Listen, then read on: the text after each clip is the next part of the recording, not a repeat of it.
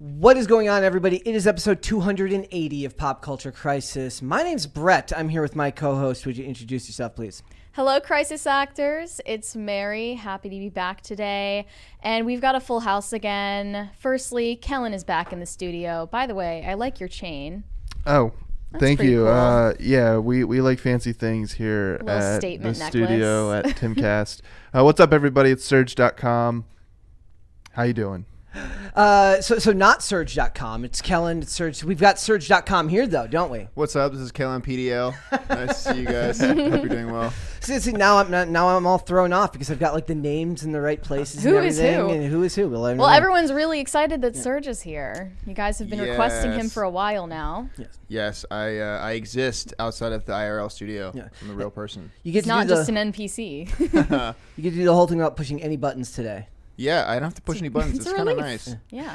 All right, so guys, we have a bunch of stuff to talk about, but before we get started, would you please hit the like button, subscribe to the channel, leave comments on this video and all our other videos. Our Gina Carano one from yesterday is doing quite well. You know, people Might have something to do with that steamy photo you chose. Look, I'm a subscriber to Evie Magazine. What can I say? we stand. We do yeah. stand here. Like I was like, I follow them on Instagram, and I get like messages. It's now like, what were the hottest fashion trends at the Golden Globes? I'm like, I have no idea. And you're what like, were the hottest what were fashion they? trends? Tell me. It's like it's very feminine, but they're based over there at Evie Magazine, are they not? Yes, they are very based. Shout out. So also, along with liking the videos, leaving comments on the videos, and subscribing to the channel, could you please go into the live chat and answer the poll question that I have put up? And it is a very simple one today, ladies and gentlemen. Should we or should we not review Twerking Velma? I'm not calling it Velma. It's just Twerking Velma now. That's the name of the show.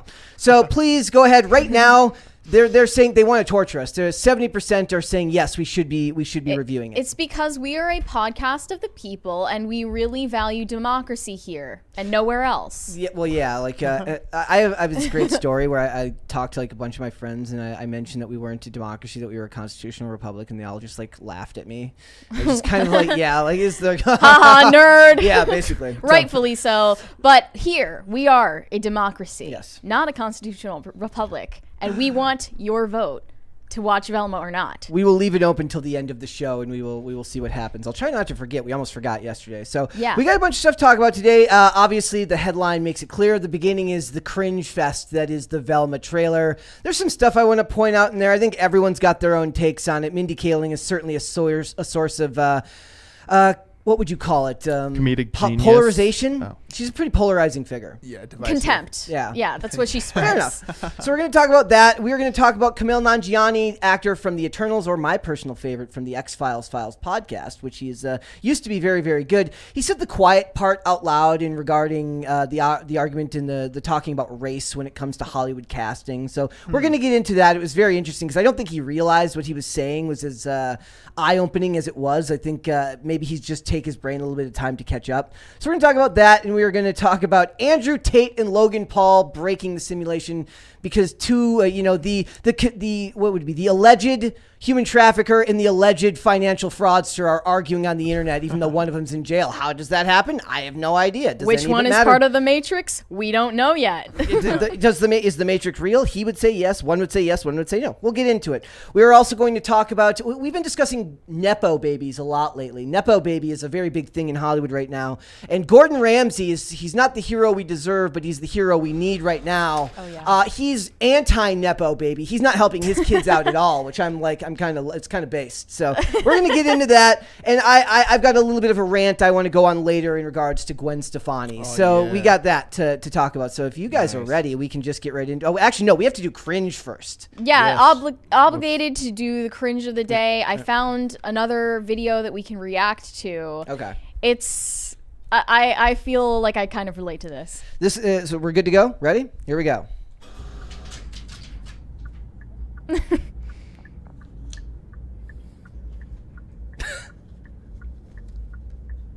Oh man. Oh, I love it. See, You do.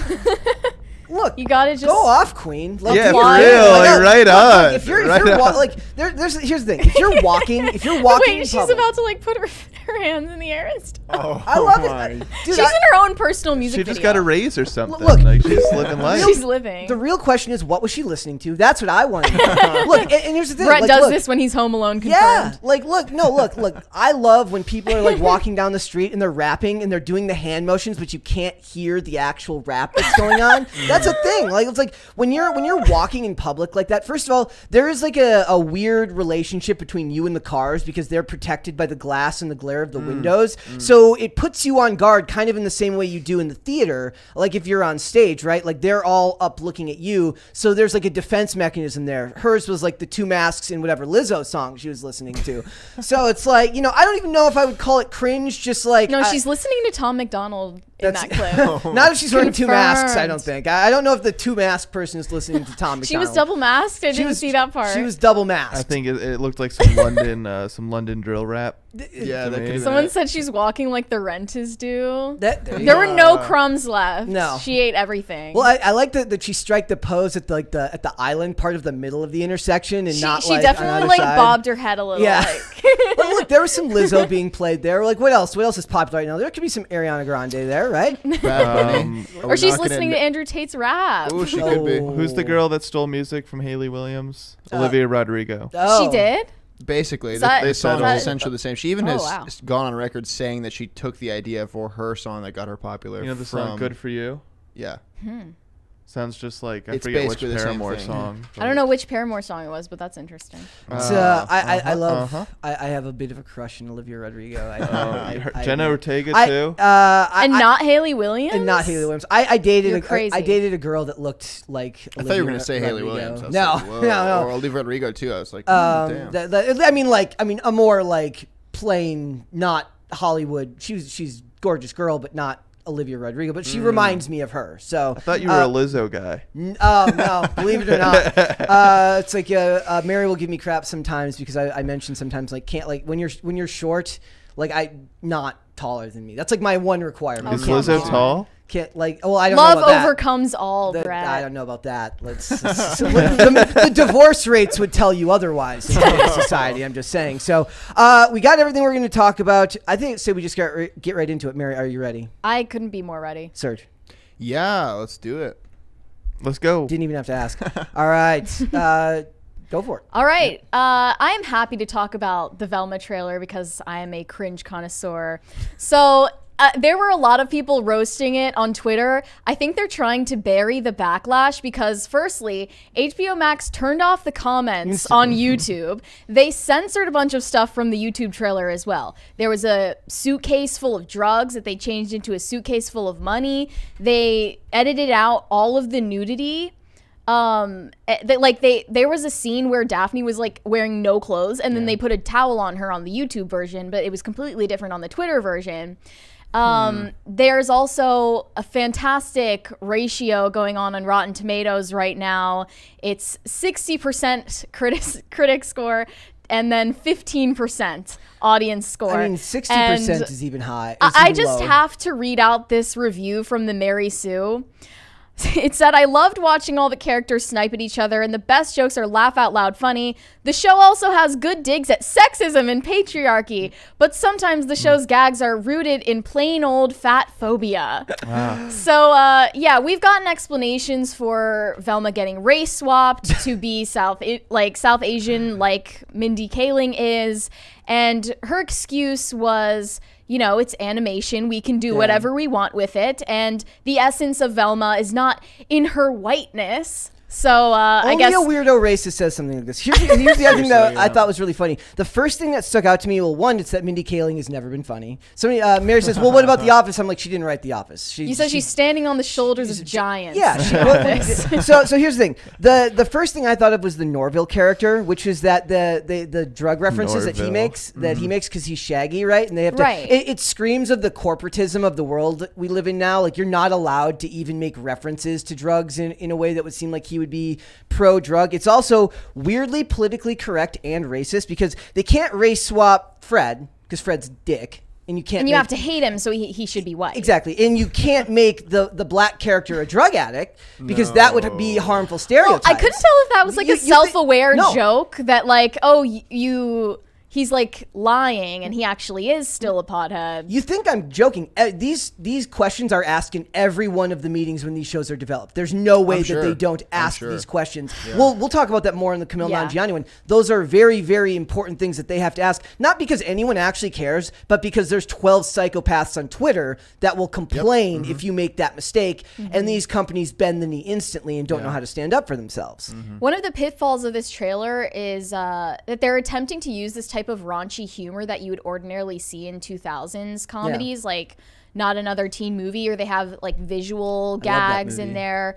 And this is not, it took away all of the wholesome vibes that used to be in like What's New Scooby-Doo from the 2000s, and then replaced it with the same lowbrow humor that's in like Big Mouth and all the other adult cartoons right now. Like, by the way, if you're wondering why your favorite show on Netflix, like 1899, for example, got canceled, but Big Mouth is still running. Oh my God. Nick Kroll's father is a billionaire. Yeah. So keep that in mind the next time that a show you like gets discontinued on Netflix. Tony Khan, the guy who runs AEW, the pro wrestling company, the one who owns it, his dad is like a gazillionaire and owns like it's like I love it that you can just like there's like different levels, like Nepo-Babies much. Your dad is like a doctor or a dentist or something. Like your dad can buy you a car, but like your dad makes enough money to employ an entire football team. He can just buy you an entire wrestling federation. And the same goes in entertainment. Nepo-Babies, even at the production level.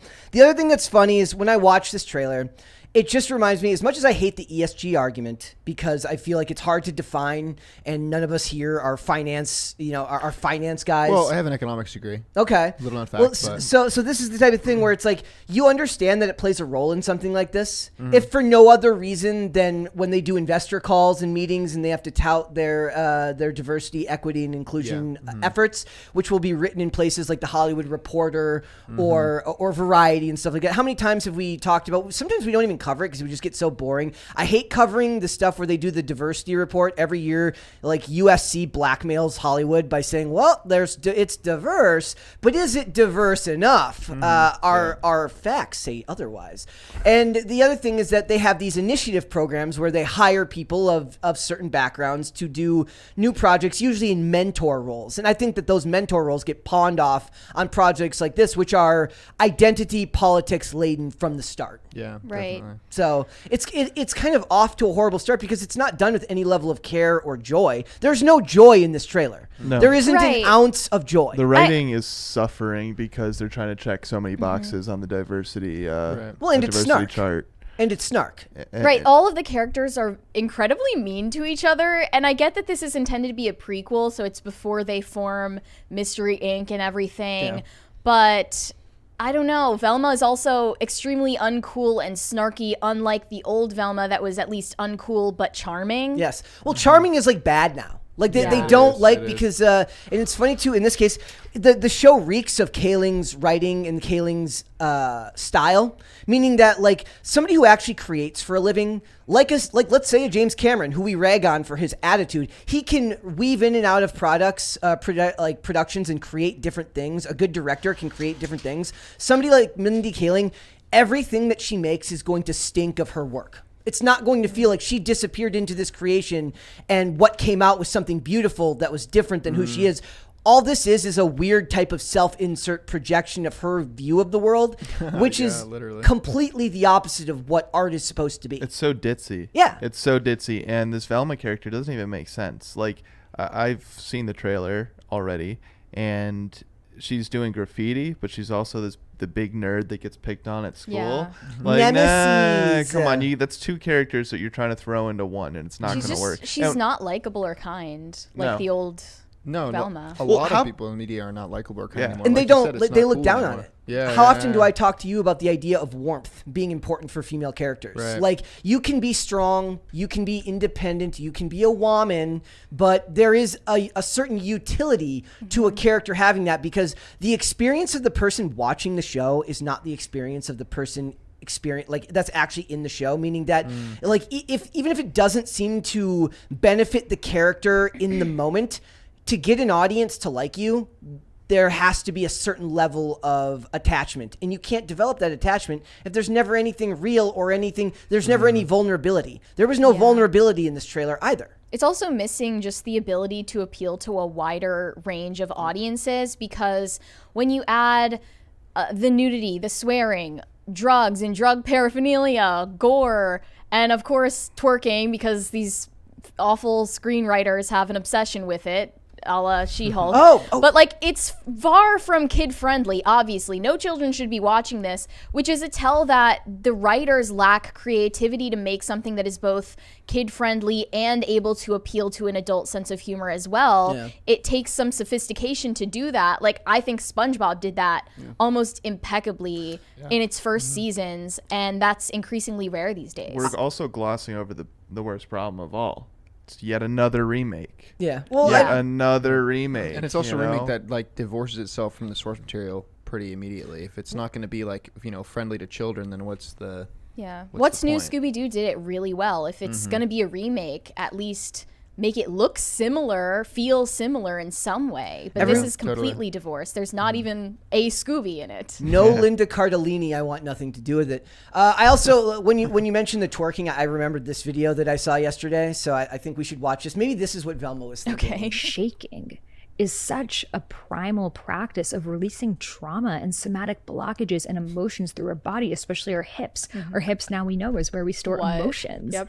So when you are twerking, when you're shimmying, you are literally releasing trauma, releasing stored emotions from your hips. When you're bending your knees, you're crouching on the floor, you're connecting to earth, you're connecting to the womb, you're restoring your Maybe inner- that's what she was thinking. Does this Okay. woman The know she mental can breathe while gymnastics she's to speaking? justify Maybe twerking on TikTok. Velma she was really going through a rough patch, and she had to release all her She was releasing trauma, her trauma. in the mirror. Oh, yeah. In the mirror. Yeah, That's what I think was going on. So it's like, I'm giving her the benefit of the doubt here, guys. I think she was just releasing generational trauma. I just need an explanation as to why Velma is fat now. why Because was that She's always necessary? she's always kind of been chunky, hasn't she? No, she wasn't at all. In fact, there were so many memes about like thinking that Velma is hot just because she's like covered up. But like, she was never fat in the old series. I think that we're just ignoring the fact that they just hate good-looking people now. Yeah, They don't like. They don't like. This is why people are watching anime, because like American it's ironic. adult-oriented cartoons suck. Yeah, it's weird They look because hideous and low effort. yeah, everyone watches like the perfect image from Japanese media, but it's not okay to have that from a Western perspective, because then it's just white supremacy. Well, yeah, because men are making these things, and it's okay if it exists, but not if it's existing in a world where men watch it, right? So Patriarchal beauty can exist as long as it doesn't exist anywhere near straight men. Right. Yeah. Because straight men are going to oppress them if they're beautiful, or they're questioning why they're choosing to be beautiful. And that goes all the way down to cartoons. And like you said, this isn't meant for kids. This is meant for the adult class that are now filling the Disney parks that aren't growing up. Which is bizarre though, because yes, it's meant for like this humor that I've seen was very low IQ. So it's like, if it is meant for adults, It's Twitter humor. what adults? Not even. This is so like twerking. Like the reason twerking failed in She-Hulk too is because it's like it's not funny.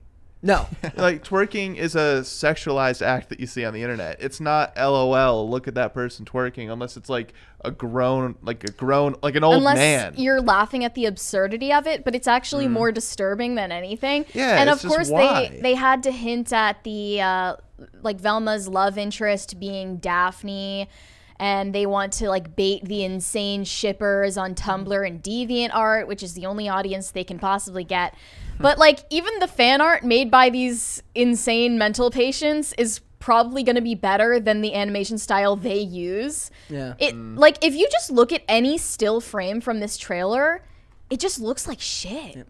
Yeah. Yeah. Did anybody here watch Santa Inc. when Santa Inc. came out last year? I remember that. The humor of this is the same humor that came out of Santa Inc. with Wait, Seth was Rogen. that 2021? 2021. So Okay. it was about a year ago. It's over a year ago now. But like, it's mean spirited, and it's designed to be confrontational to the average audience goer. Like a bad Santa type confrontation. Yes. No, not even that. Even that has more widespread appeal than something like this. If identity politics had their own version of this. The other thing about it is, like, when you mentioned twerking, I think there's a disconnect there that a good artist and a good storyteller understands that. Okay, how many times when we're making a thumbnail do we have to remind ourselves that not everyone's in on the joke? Yeah. Okay, when you're acting out that scene, when they're writing that scene and they're, I'm sure, 50% girl, 25% guy, 25% trans, writing room full of people of every single ethnicity that all think the exact same thing. They're laughing about this to themselves, and then they're laughing about it when they're recording the scene, not understanding that what they're laughing about doesn't translate to the image on screen because it doesn't connect in the same way. Well, current writing rooms is like the child's toy of like the blocks in the bucket, right? And if the show's a square peg, instead of finding other square pegs to help write the show, they're finding pegs of all shapes and saying, no, you need to fit. You have to find a way to fit into this into this game, into this project. And it's suffering. Like they're like just the diversity hires, like I'm all for it, an all inclusive workplace and everything. But if you're just choosing a writer based on them filling, like I said, checking a box, whether it's a gender, sexuality, race, whatever quota you're trying to meet, your actual content and the product that you produce is not going to be of high quality. It's the Burger King Kids Club. Have you ever seen recently I followed this YouTube or this Instagram account called I Remember That Crap. It's actually I Remember That S word, but I don't want to say that on it right now. And they play old. It's like high quality versions of old commercials and stuff like that. And there's this one of it's like a Burger King Kids Club commercial. Okay. Half the comments are like about like the fact that it was a statistically unrealistic group of kids all hanging out together, just like college brochures, and the other half of the comments were talking about the wastefulness of kids' toys. And it's like, you people would be great at parties. I'm sure you guys are a lot of fun, right? Like, like for me, I see this stuff and I'm just like, of course the white dude's a dick. Why is Fred like a toxic male? Well, there's the one part, like he's like, awful. I don't talk to people who aren't hot. And nothing made of any type of corporate creation like this is ever going to work off the bat. The only way corporations will be able to make things like this or release things like this that work is if they buy it from somebody who made it before it got popular. True, yeah. Right? Because they can't create. They don't know how to create, and they don't know how to build. Now then ask yourself this question. If she had taken this concept, first of all, there's no Scooby-Doo in it anyways. So if she had just made a story, an animated show about a bunch of extremely diverse, snarky characters solving a mystery at their school, it certainly would have gotten comparisons to Scooby-Doo, but would it have not gotten more leeway off the bat if it didn't co-opt the name and characters? Right. And we all remember the first trailer that came out that essentially addressed the audience and said, like, everything, like sarcastically, everything should just stay the same way that it always has been, right? You shouldn't change characters. You shouldn't race swap characters. And it's like, people are only telling you that because you stole their franchise that they like. And there's no They're joy. not just saying it out of nowhere because they're hateful. Yep. Well, it's like how often, like, is anybody complaining about Wednesday Addams? No. Everyone loves Jenna Ortega and Wednesday Addams. But that was a big risk. Yes. And that shouldn't be discounted. Even that, I don't even know how much of a big risk it would be. Like, how much is Netflix really licensing out, like, the Addams Family for tons of money? That property's worth a hell of a lot more now than it was before they went in to do that. So it's like, there's no joy behind any of these productions. It's mean-spirited. Did Wednesday Addams come across mean-spirited? No, it did not. They very could have like written it to be disdain toward the audience. That's what I worried about. That's what I mean by it's a big risk, because there are fans who come to it worried already that they are going to see their favorite character bastardized, and that's exactly what happens with Velma here. And all semblance of simplicity, sincerity is out the window. I hate that. Like, long gone are the days of like What's New Scooby-Doo having an intro song played by Simple Plan that was just like it was what it was, and there was no baggage attached, and we missed that. But I think that's those days are long over. Yeah. Why I hate so much of the entertainment these days is the lack of joy in the increased amount of snark. I'm so sick of snark. Well, dude, it's because everything is politics now. Yep. It's one of the reasons why like I was so disenfranchised. I felt disenfranchised. I felt like essentially what would you say? I guess ostracized from the dance music world is because everything suddenly became politics when it's purely it's about escapism. It's about not being in the world. It's about not being in this this hyper politicized. It was like meant to be a step out, not to be a step into. Hey, well, this is where you can rally for this, and hey, you can actually sign up for this and support us at our next rally. It's not. It's not what it's about, and that's in everything now. That's in comedy. Like comedy is stand-up comedy, for instance, is no longer just. It's no longer just. Let's wait for the punchline and clap at the joke because it's funny because it's one of like the main jokes, and oh, I didn't expect that. Ha ha ha! That made me laugh. It's. Yeah, aren't I relatable, guys? Yeah. Don't you guys like what I did? Don't you guys like hearing what I have to do and like what I've done? Clap for me. Yes, clap for me. It's like, I'm a piece of shit, just like you. Also, we're closing in on the age where like the only type of humor that's allowed is self-deprecating humor because you're not allowed to make fun of anyone else. So tired. It's like, which is like, it works for some people. Some people do that really, really well. Like there are comedians that can do that really, really well. But for the most part, you have to be extremely artful to make fun of everybody. Right. And even then, even if you make fun of everybody, even if you were able to get a master list of every single type of person in the world and you made fun of everyone on there, you're still going to upset some people. But even when you generalize, even the comedians that are great at making very generalized jokes, right? You always get those people that then start to complain and be like, because of this one person, the joke's inappropriate. And because You everything's can't say politics, we have to suffer through Velma. Yeah. Guys, let us know if you want us to review this in the poll. Seriously, the first couple episodes are already out.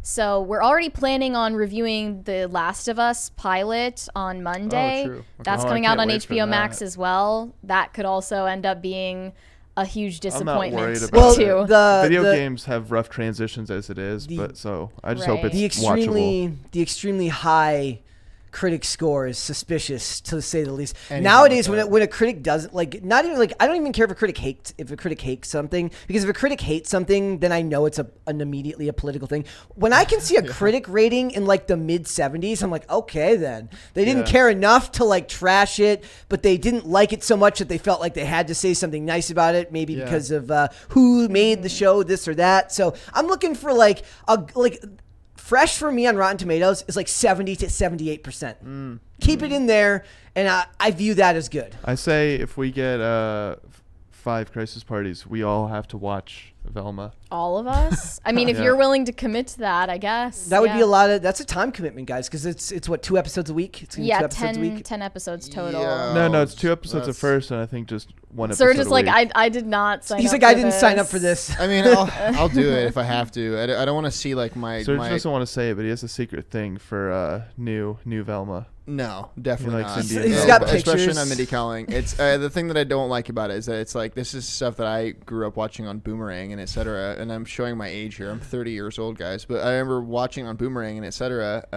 And I always loved it as a kid. I think it was even on Cartoon Network and etc. At the time too. I'm showing my age because I don't know what the hell Boomerang is. Well, what You know what happened? Boomerang is? Didn't Boomerang Wow. merge with Cartoon Network eventually? Yeah, And then they Eventually. split. They were like a never mind. subsidiary. Depending on your provider. I was like, wait, Yeah. never mind. Okay, yeah. So Subsidiary that came back together again, Okay. but it was on Cartoon Network essentially. I mean, I never watched cartoons. Never interested me. Like I watch, that's not true because I watch like Batman the animated series. And that's right. another example of like cartoons that were made for kids, but like what you said earlier, the very, very difficult art of making something for kids that can also appeal to adults. Yeah. Batman the animated series, Batman Beyond, and Justice League Unlimited, all of these series actually became more profound as you get older. Right. Like, Definitely. I mean, Justice League Unlimited, I think, came out like when I was like in high school or something like that. And I was like, by that point, I was like, I wasn't really watching it, but I watched it fully through when I hit my mid 30s, and I'm like, holy crap! Like, there's a lot of great stuff there. And certainly, Batman the animated series was kind of like the quintessential show that could be watched by kids but loved by adults. Yeah. We're going to wait on the poll results from you guys, but we're going to go to Super Chats now. Corey Anderson said a few things. Brett, will you be there Saturday? I guess answer that one first, Brett.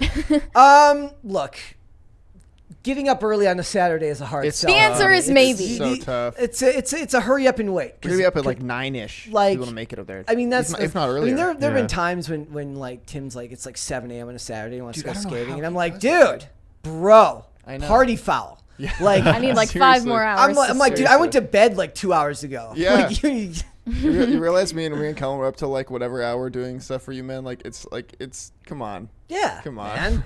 When he said 10 a.m., I was like, dude, Yeah, I know. What? It's Saturday, man. I'm not much of a skater, and I like my sleep. So Well, but you're gonna I'm be not there, gonna. though. But it I'm depends. not on- gonna be there. He's gonna be there. I'm You'll be not there. gonna wear I'm not gonna wear the 3/4 length shirt. It goes against my ethos of all my shirts are. I thought that extremely no one large. had to dress up as. Oh, Tim. okay. That was scrapped. Then maybe. Aren't we all dressing up as Tim? I don't know. I mean, Freedom Plaza is cool. If you guys are watching and living in the area and thinking about going down, I highly recommend it. If you haven't been there, it's just an awesome place to hang out. I used to do it all the time when I was younger. Yeah. But yeah, It is a cool place. The next question is, where is the PCC merch? I will just Oh, that'd say, be cool. Patriots, stand back and stand by. Oh my god. Hold the line. Mary sounds like a Mary, are you a Thirdly- Bolton bro? I will not comment on any of this. Bolton Bros. I hear Thirdly, it. he said, Bolton my Bros. brother Sean is an overweight schlub who needs to work out. Thanks for letting us know. Get on it, Sean. Look, on it. Hey, I was reading an article in Evie today. Oh. Okay, not really. I read a headline from Evie. It was like, how can I like motivate my boyfriend to work out? And but the best part was they showed like the picture didn't match the title, because in the title in the picture the dude's ripped too. So I'm just like, well, he doesn't look like he needs extra motivation. This guy looks like he gets up and goes to the gym. They should go find a all picture. on his own. Stock picture of a dad bod or Yeah, something. that's what they needed. Well, it was a picture of like a guy and a girl at the gym together, but they're Oh. both ripped. I'm guessing there aren't pictures of like average or below average people at the gym together, because they don't take that cute picture together at the gym until they're in better shape. So Right. it's like a void. You can't find it. You know what I was thinking? With all the deepfake stuff, I was thinking one day, you know, when cooking shows, like they'll have something that's already been made. They'll Yeah. have already made the dish. So you Yeah. don't have to wait for the time for it to bake or whatever. I'm waiting for the time when they have a show with a deepfake where they have someone that is like either like, you know, they're like, let's say that, because you probably couldn't do it from someone that's like morbidly obese to suddenly like jacked and tan, but you'd be able to do it from someone that is like, you know, average weight, average build, and then have them depicted in a way where they're like, you know, shredded Yeah. suddenly, and you'd be able to do that with deepfakes pretty easily, I'm sure. And I'm waiting for when they're going to do that and be like, and if you were to follow this course for like 12 to 15 weeks, you You would could then look like this. Chad It Hanks comes from could- behind I the think curtain. Chad Wow, Hanks to get how do you you feel ripped. your new body? I'm just waiting for it to happen. It's going to be a moment of time. I actually saw. I went down like a couple of like AI rabbit holes the other day. One was like this. It's this AI deepfake program that allows it like changes the position of your eyes, so you can read notes off screen, and it adjusts your eyes so it looks like you're always looking at the camera. Wait, What? So it's like, yeah, he shows like That's he shows crazy. the top image and the bottom image, and they're both is him talking in real time, and it's him down here, and he's looking off screen at what's clearly a script, and up on the top view of it, it shows just his eyes looking forward. And it looks like he's making direct eye And it contact with looks the audience. realistic? Looks Fake. photorealistic. It's crazy. That's scary. crazy. Fake. Creepy. Potatoes for Seamus said, Surge on PCC. Some call me a doctor or a masher. What? I I'm don't know. so Are you referring to confused. potatoes? I don't understand what that. Potatoes. Probably potatoes. Potatoes joke. for Seamus is a very big. Oh yeah, I know. We're Serge has already slid into those potato DMs. So, Dante Anderson said, in response to the super chat made by Corey Anderson on January 11th, 2023, simp. Okay. I don't even know what he said, but thanks for that. Potatoes for Seamus said, Surge Simcast IRL, the only one who matters on PCC. Whoa, Surge guys, Cat. come on. Come on. This is my first time on the damn show. I don't know if I can swear. Pardon me. I don't realize if this It's is okay. Within family the first friendly. 12 to 15 seconds Oh, of the segment okay. or whatever. So we're on YouTube rules just for those things. It's not necessarily family friendly show. Or is Look, I'm kind of immature and I lose my cool sometimes and I swear. So It's I loose. try Okay. not to, but it does happen. I've heard a lot of the Brits are now saying swear as if to not swear. They just say swear as opposed to swear. They also say arse. But, Yeah, they then, do. But they They use do. the C word deliberate. All the time. They I have to have say to YouTube. actively try to not use the C word because it's not okay in the United States. Like, okay, I get it. I like Do the idea that. that you say that to a girl and then you gaslight. You're like, oh, I get it. It's a cultural thing. It's super gaslighting. I'm the problem. I It's get all it. my I know. fault. I get it. It's always I'm the the white. bad It's always guy. the white straight guy. I get it. Okay. Jeez. You've just clearly never been to Britain. That's the Yeah, problem. literally, or Australia. Or For Australia. that matter, if you have any problem with the C word, don't go to Australia. It's going to be a really, really terrible time. I for wasn't you. planning on going to Australia. She does a great Australian accent, though. Oh, is it? Oh, you got to do it. I'm not. It's upon request from the chat. You have to pay for that. Big Dave said, "Welcome back, Surge." Yo, my first time. Yeah, Okay. I don't know. He They're- wasn't here they're- in the first place. They also like to gaslight here. So Yeah. it's Yeah, like it's- some days it they'll be like, seems "Hey, like it. Brett, it's Wednesday," when it's clearly not Wednesday. And I'm It's just not? and I'm like looking at my watch and like checking my phone, trying to like, yeah, is it Wednesday? Dude, I think that's what's happening on IRL. I think people will, because honestly, people will always say like, "Oh, audio is this, video, that camera is this, etc." But then I look at it, I'm like, "No, it's not. It's totally fine." But I think people are intentionally saying that just to make me, scramble and change things. But now I've wised up and learned I've gotten better. people There- to monitor, etc. Outside of the chat. Is this because last night they were saying there were some focus issues? I saw that. Yeah, that's because we don't have good enough cameras for the level of podcast. But we're working on that. We have all the cameras ordered. The camera bodies I think they're arriving like tomorrow or the next day. Awesome. So if anyone watches IRL, I'm sure some people watch IRL. The camera quality and everything will go up significantly very soon. What's IRL? Yeah, it's a little podcast. It's like a subsidiary. It's like of ours. downstairs. Yeah. I don't know. It's something that's not important. Children's show. Yeah. Gray Jedi Outcast said, "Praise the sun." Yeah. I Praise don't- the sun. The sun is in the As in, I think Ra. flaming star sun god? in the sky. Bad App said, "Surge." Oh gosh, I'm not gonna say that one. Is it that bad? Sebastian K said, "We'll find out later that okay, that's racist. I can't read that one either." Oh, Tiger man. King, Tiger King 66 said, "I lean pretty heavily on y'all for my 60-hour work weeks. I appreciate it. No Brett gets a kick out of people working and listening. Got a shift for graveyard security at a small city zoo tonight. Nice. Sweet. No Ben Stiller antics yet, though." Look, I was funny. very hold out for you. offended Fingers when crossed. when we did the video the other day, and it started off as about, is Mel Gibson gonna take on the Rothschilds in this movie, and I let it devolve into like a fanfic about like National Treasure meets A Night at the Museum, and it's still got a context warning from YouTube, as if I am of like, course. they're like, how did they know that we were going to make that movie? That's we have to add context so we can discredit them, and they're truth seekers over there at Pop Culture Crisis. Yeah, we're getting silenced. Potatoes for Seamus said, "Now, if Surge and Seamus could do a show together, Sagemas. why does he just want Seamus to be everywhere all at I once?" think that's secretly Seamus. Maybe. I think it could be too. I have no information as to who they are, but That up, I'm I not have reading that suspect. one. Sorry. Let's do one more and then we'll move on. Johnny Derp said, "Plot twist, Scooby's just a furry in a costume." No Scooby. Oh. If he's a furry, I don't want him there. They could. Hey, that would have at least that would have seemed like they were trying something. Like if they'd at least done that, it would have seemed like they were trying something different or special. Well, that'd Like, it's- basically be Wilfred. Oh, that's a good point. I didn't even think about that. That's a That good was point. such a good About show. that. That's a good Okay, point. we're going to Right. move on and talk about these comments recently made by Kumail Nanjiani. That's right. I first recognized him, by the way, when we were suffering through watching Obi-Wan Kenobi on Disney Plus, because he was the voice actor for Prismo on Adventure Time. I didn't recognize him from Eternals or anything like that. But obviously Marvel is known for being incredibly race conscious in their casting, and they play to diversity quotas in their marketing and everything. So in a recent interview, he kind of seemed to accidentally admit to the fact that Hollywood has a concerted effort to cast white people in the roles of villains and keep minority actors in the roles of heroes. And let's just read what he said. He said, "I think that Hollywood now, even though they're trying to be more diverse, is still weird. And that's just as limiting as anything else. I want to play more bad guys." And then regarding another Marvel actor, Sebastian Stan, he said, he does these big Marvel movies and then he'll play a psychopath.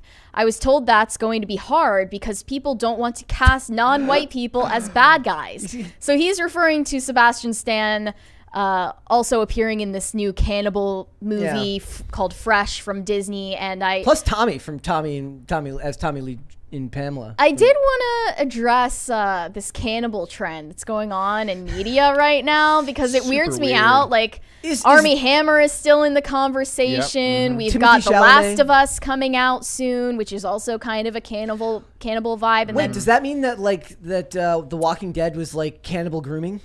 I mean, it's different in The Last of Us because they're still alive. And the clickers are still alive. New York also just legalized human composting. No way. Also, I want to point out that everyone who called Ryan Kinnell from RK Outpost a racist for his comments on the Batman, when he very acutely pointed out that all the gang members in the beginning of the movie were white, and there was one that was black, and they made him the reticent, I'm not sure I want to commit this crime person.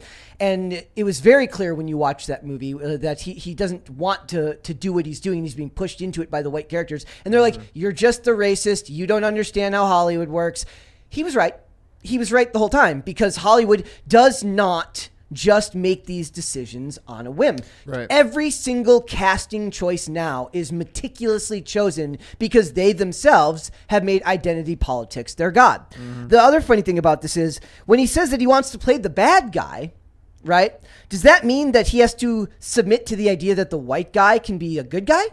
Because they don't like that either now. So, well, the narrative that is given to us by Hollywood keeps flip-flopping. So if a minority is casted in a supporting role, then they're being minimized in the film. If they're in the role of a hero or protagonist, they are being tokenized and not given the full respect that a hero should deserve.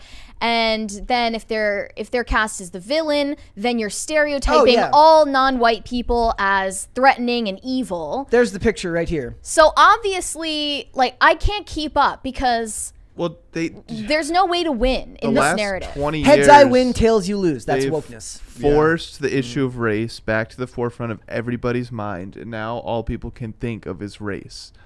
It's terrible. I mean, it's ridiculous that you can't just be like, hey, this is the best guy for the role because of these accolades, because he's done this before. I really liked how he nailed his audition. No, it's like, we should choose him because he checks this box of ours, and the advertisers they'll love that, and they'll pay us more. And what's the new term? The stakeholders. Do it for the stakeholders. When you argue that a character represents more than just a character in a story being told, you fall into this trap. Does that make sense? So the idea here is that they're proving that there's anti-white bias there because they believe that if it's a black actor playing a black character, it has to represent something good, when we who are not mentally insane know that that's not true. It's just a character being played by someone, and that's it. It doesn't need to be more than that. They themselves put themselves in this trap because they attribute more to it than is actually there. They are the ones who expound upon this and make it a larger societal implication. There aren't larger societal implications to this stuff. We just started this same conversation from another angle, though, when John Leguizamo started complaining that minorities and specifically Latino actors get cornered into playing the bad guys. And he just played a bad guy in Violent Night. And also he played a morally corrupt scumbag in The Menu, same season. Is he not contributing to this imaginary problem? And then we repeated the conversation all over again when the Wednesday series was getting flack because they cast black actors to play some of the bullies at Wednesday's boarding school. And that criticism completely ignores the context, obviously, that the series had a character development arc for those bullies that made them more relatable and complex. But even if they hadn't included that, that doesn't necessarily make it racist. It just would be lazy writing. So obviously no gesture, no meeting diversity quota, no self-flagellation is sufficient in this game that we're playing, the only option you have is to drop out, to not play. Yep. So the funny thing is about this, I remember I used to listen. Do you know what AfterBuzz TV is? It was kind of early podcast days, right? They had various podcasts where they would review episodes of shows. So they would have panels that were like, so every week when a new episode of a show would come out, they would have that same panel. Sometimes they'd have guests. Sometimes a person would switch out in and out. So the whole company was about reviewing television that was on the air at that time. It was run by Maria Menounos, so she had connections to the entertainment industry. I think they're Entertainment Tonight. Her and her husband worked in the industry. And I remember that I used to love those panels, right? Because it was just a different time. Like now the identity politics are front and center to a lot of these reviews. And I still remember in an old episode in like season 3 of Blind Spot, which was the show Jamie Alexander and not Sebastian Stan, but so in the Sullivan Stapleton, in this show, they make a point, like this lady on the show makes a point in season 3. She's like, I certainly would like if we would have someone other than a straight white guy playing the villain. This was in like 2015. Wow. I mean, here's the thing. I still think that Hollywood uses film and TV to prepare us for things that are going to happen in the real world. Oh, certainly. I mean, with the cannibalism thing, even like Timothée Chalamet in Bones and All, and Is there now anyone less believable as a cannibal than Timothée Chalamet? Exactly. I don't think that he could hurt a fly if he vampire. tried.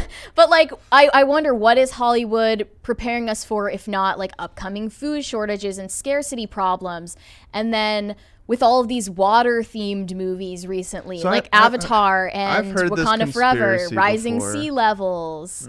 I don't know. Like, it's suspicious Has to this me. happened though? Is there actual proof that Hollywood's ever done this? Because I've heard this conspiracy ever since I was a kid, that Hollywood, it's predictive programming, right? Is that the term? Well, Yeah. people have been talking about this since like Logan's Run, which is an old film from back in the day when, with the phrase Soylent Green is people. Yeah. Because they But were none saying of this has as come anything. true. Like, Well, it's scary. it's not Yeah, always it's not yet. cataclysmic things that they're preparing us for. No, well, like, there are sure. Are smaller, there- like, harder to notice social changes, such as like casting white people as the villains intentionally, so that we are actually deemed less trustworthy in normal social situations. I think that is a real thing. That is a real phenomenon It that they certainly can is. foment. Then that's interesting because they love cop propaganda shows.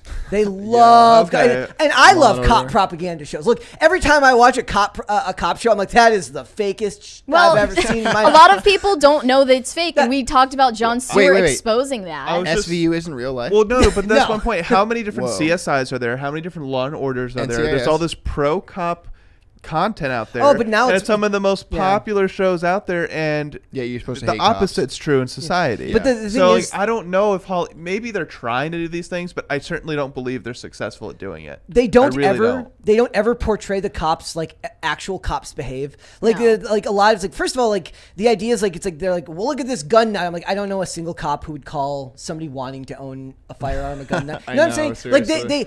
they're cops that just happen to act like Hollywood producers. Yeah, and right. it's like it's the same thing we see in all this stuff.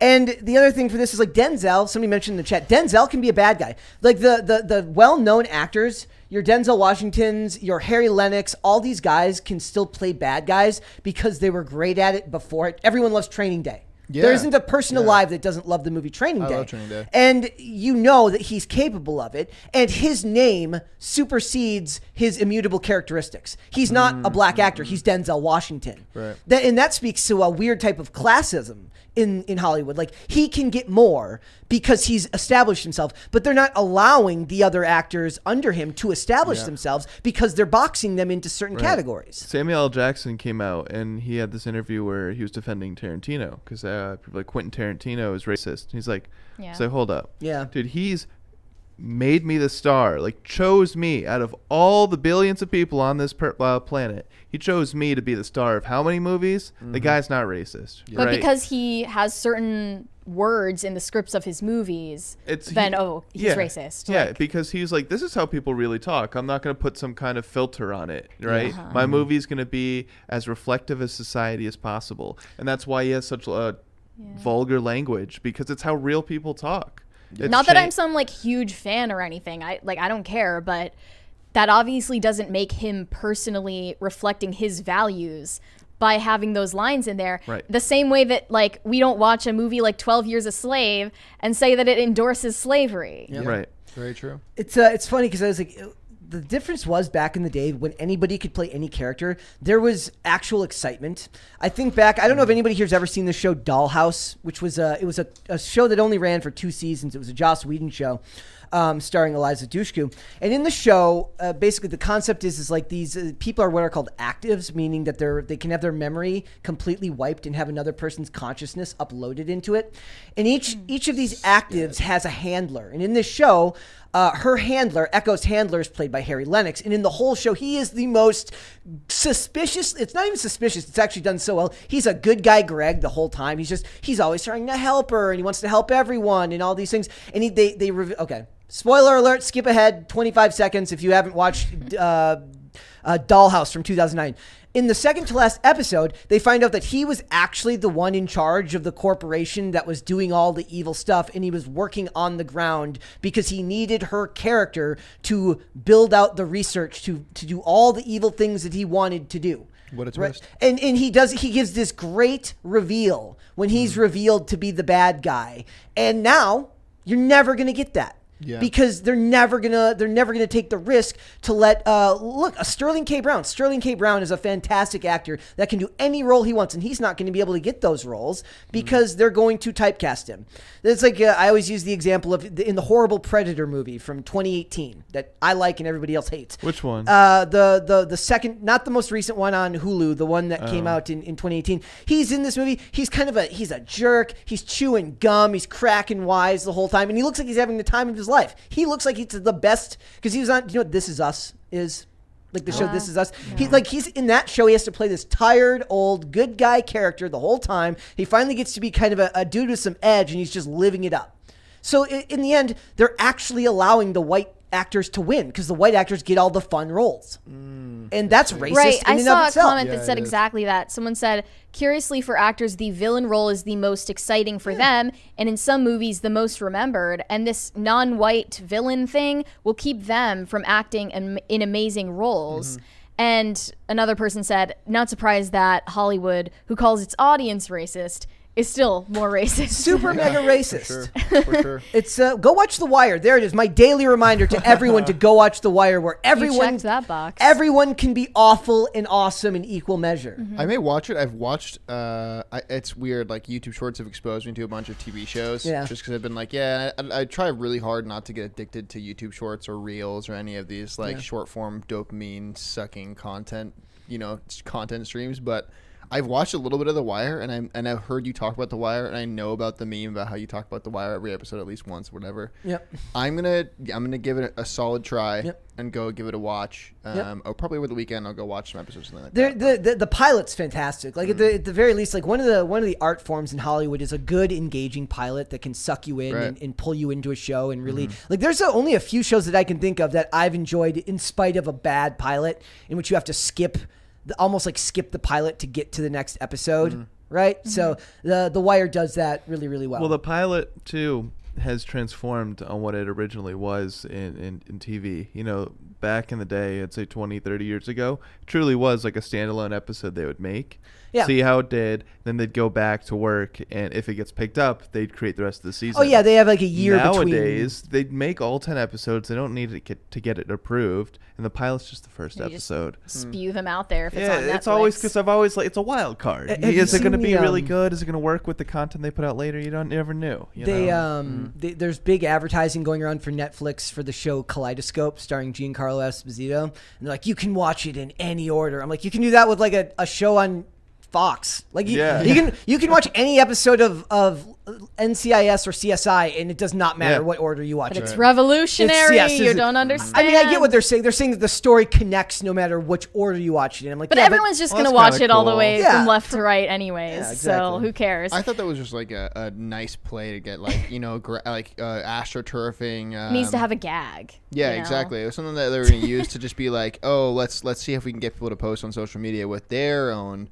particular prescription as to what the order do you of the guys episodes remember are. when Black Mirror released Bandersnatch, and it was like Choose Your Own Adventure on Netflix. I've only watched yeah, like yeah, 2 yeah. I episodes remember that. of Black Mirror. Well, so no. the one they released a special. It's like an hour and a half long, Mm-hmm. and after every like 10, 15 minutes, it'll give you a choice. You have to pick up your remote and choose. You go like left or right. and it changes how the story plays out. Yeah. It was cool, but the novelty wore off real fast, and Yeah. they've never done it again. I heard it was really on rails, and if you did it the other ways, it was still gonna like. There's only a couple. come There's back only like to, 3 or the 4 same thing. endings. I Right, think. right. Yeah. Yeah, because if you think about how big that would be, if you're gonna have every 10 minutes in an hour-long episode, the permutations are gonna be wild. You have to film Yeah. so many things, which is what happens. Well, with that's what video they should have games. done.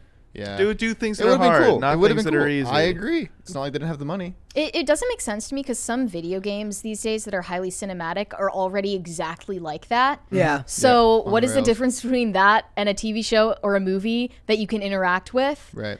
And then why would they change The Last of Us, which is essentially like that, into a TV I'm series? gonna push back, Mary, because there's this stupid trend in video games that more and more games are becoming basically Just movies, just yeah. And I movies. agree. And I it's agree that that's terrible. stupid, but I want to play. The I don't Last wanna of sit Us there. is a lot like that. It does have combat, but it's highly cinematic, and you're supposed Sure. to like pog face at the graphics and everything. Is that like a?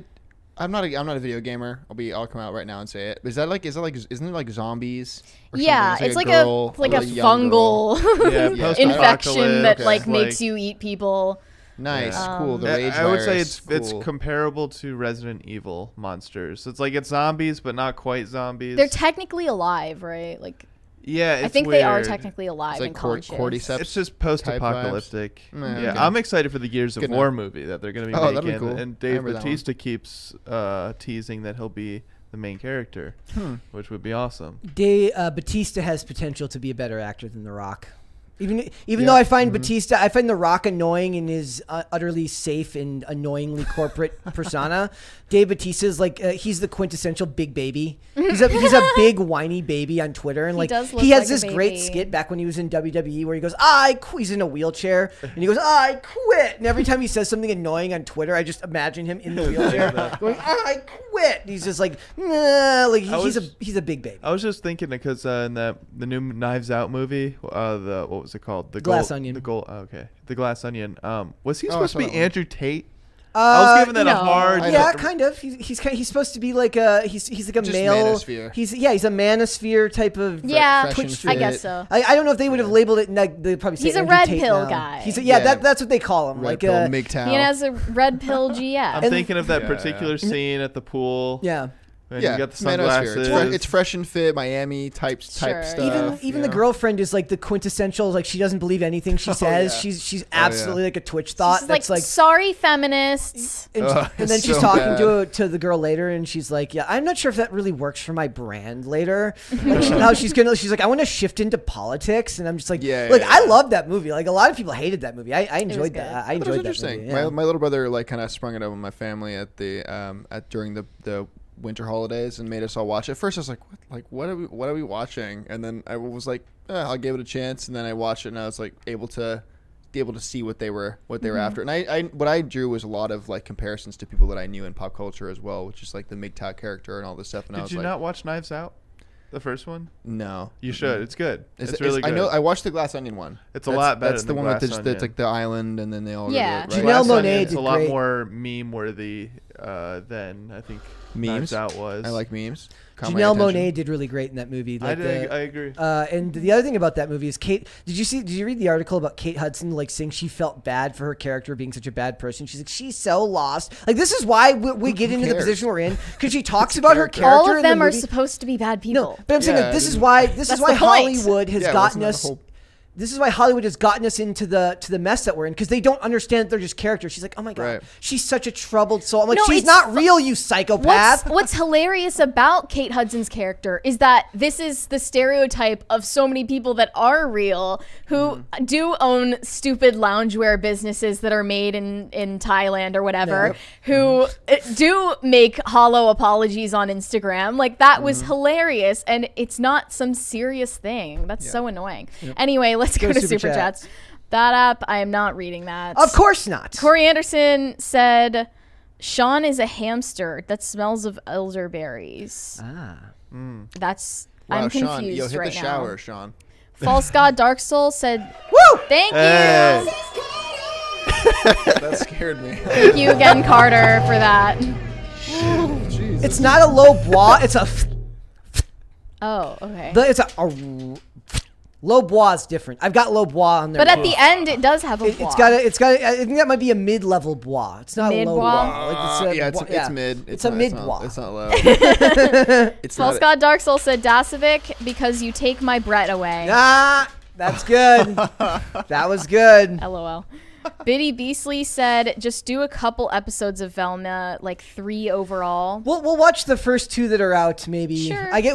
No. We'll wait for the poll. We'll wait for the end of the episode. We'll see what the poll says, and then we'll decide. I want to Yes. do. I want them to do like Smash Bros and do Velma versus Vecna from Ugh. Stranger Things.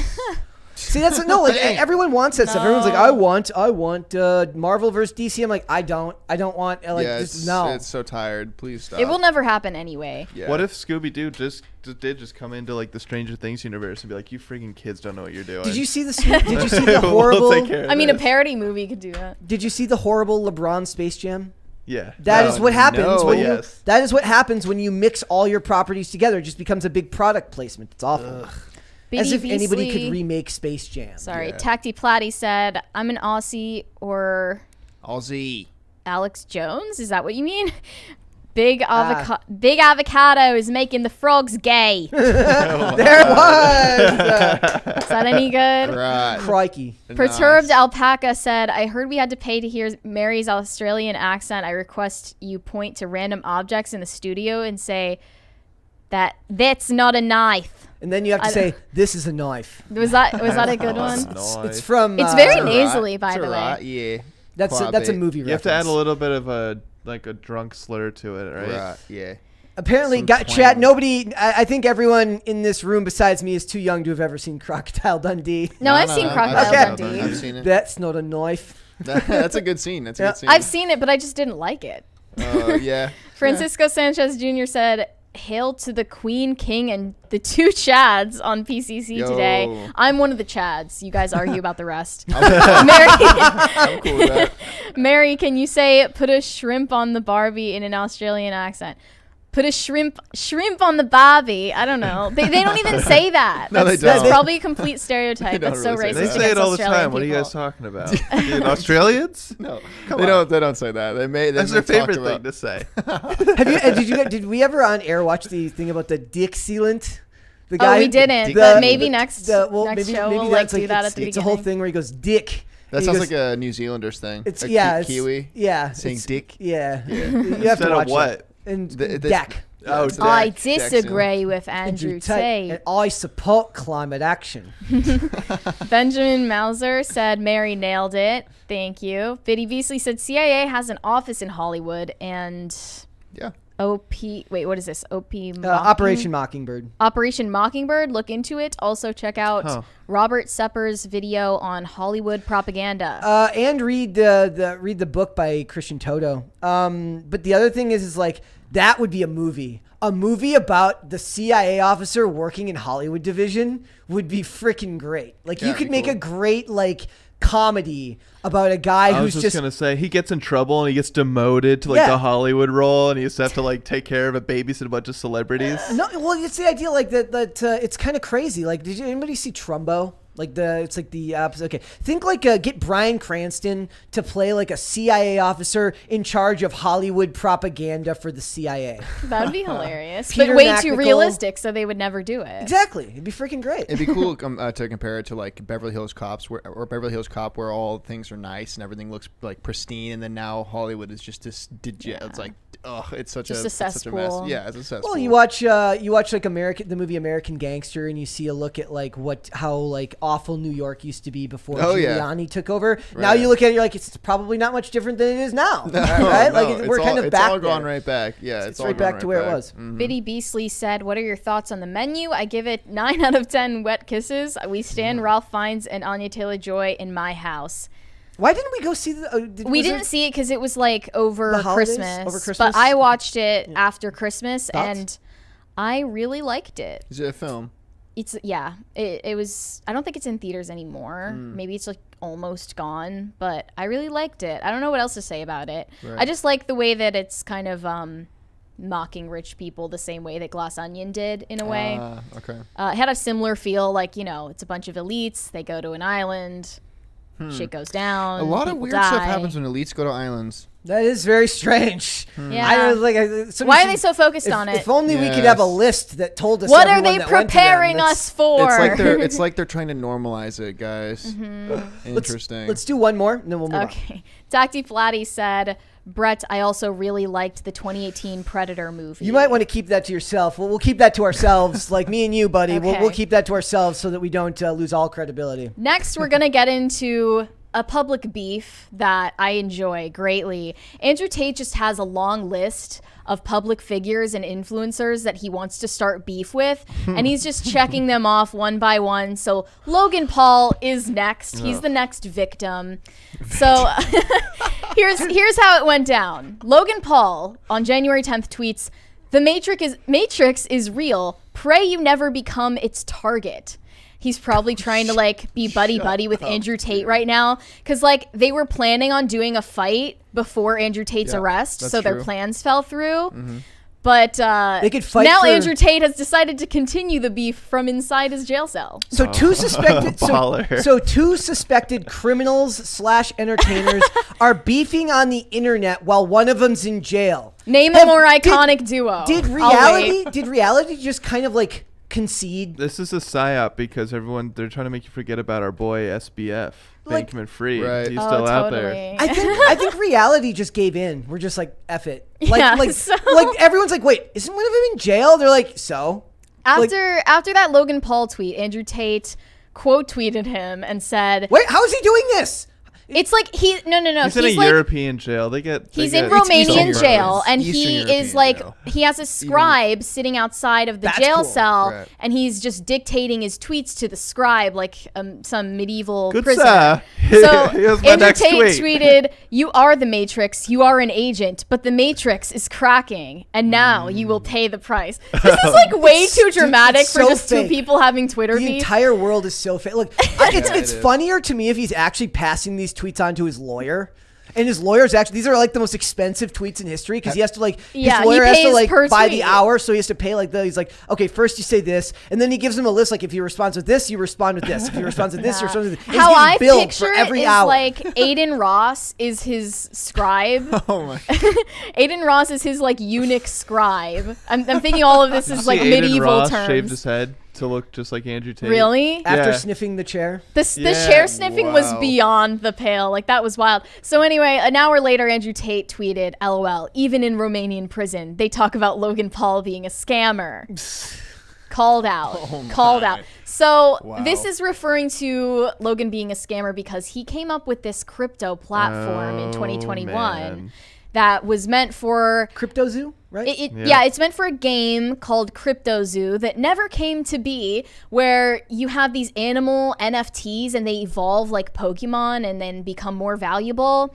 So a bunch of people invested really high in this cryptocurrency that he originated to be used in game, and then now they've had no updates and they've lost all of their money essentially, and he has never updated them since. What they need to do is just arrest Logan Paul, and then they can have that fight they were talking about in the yard.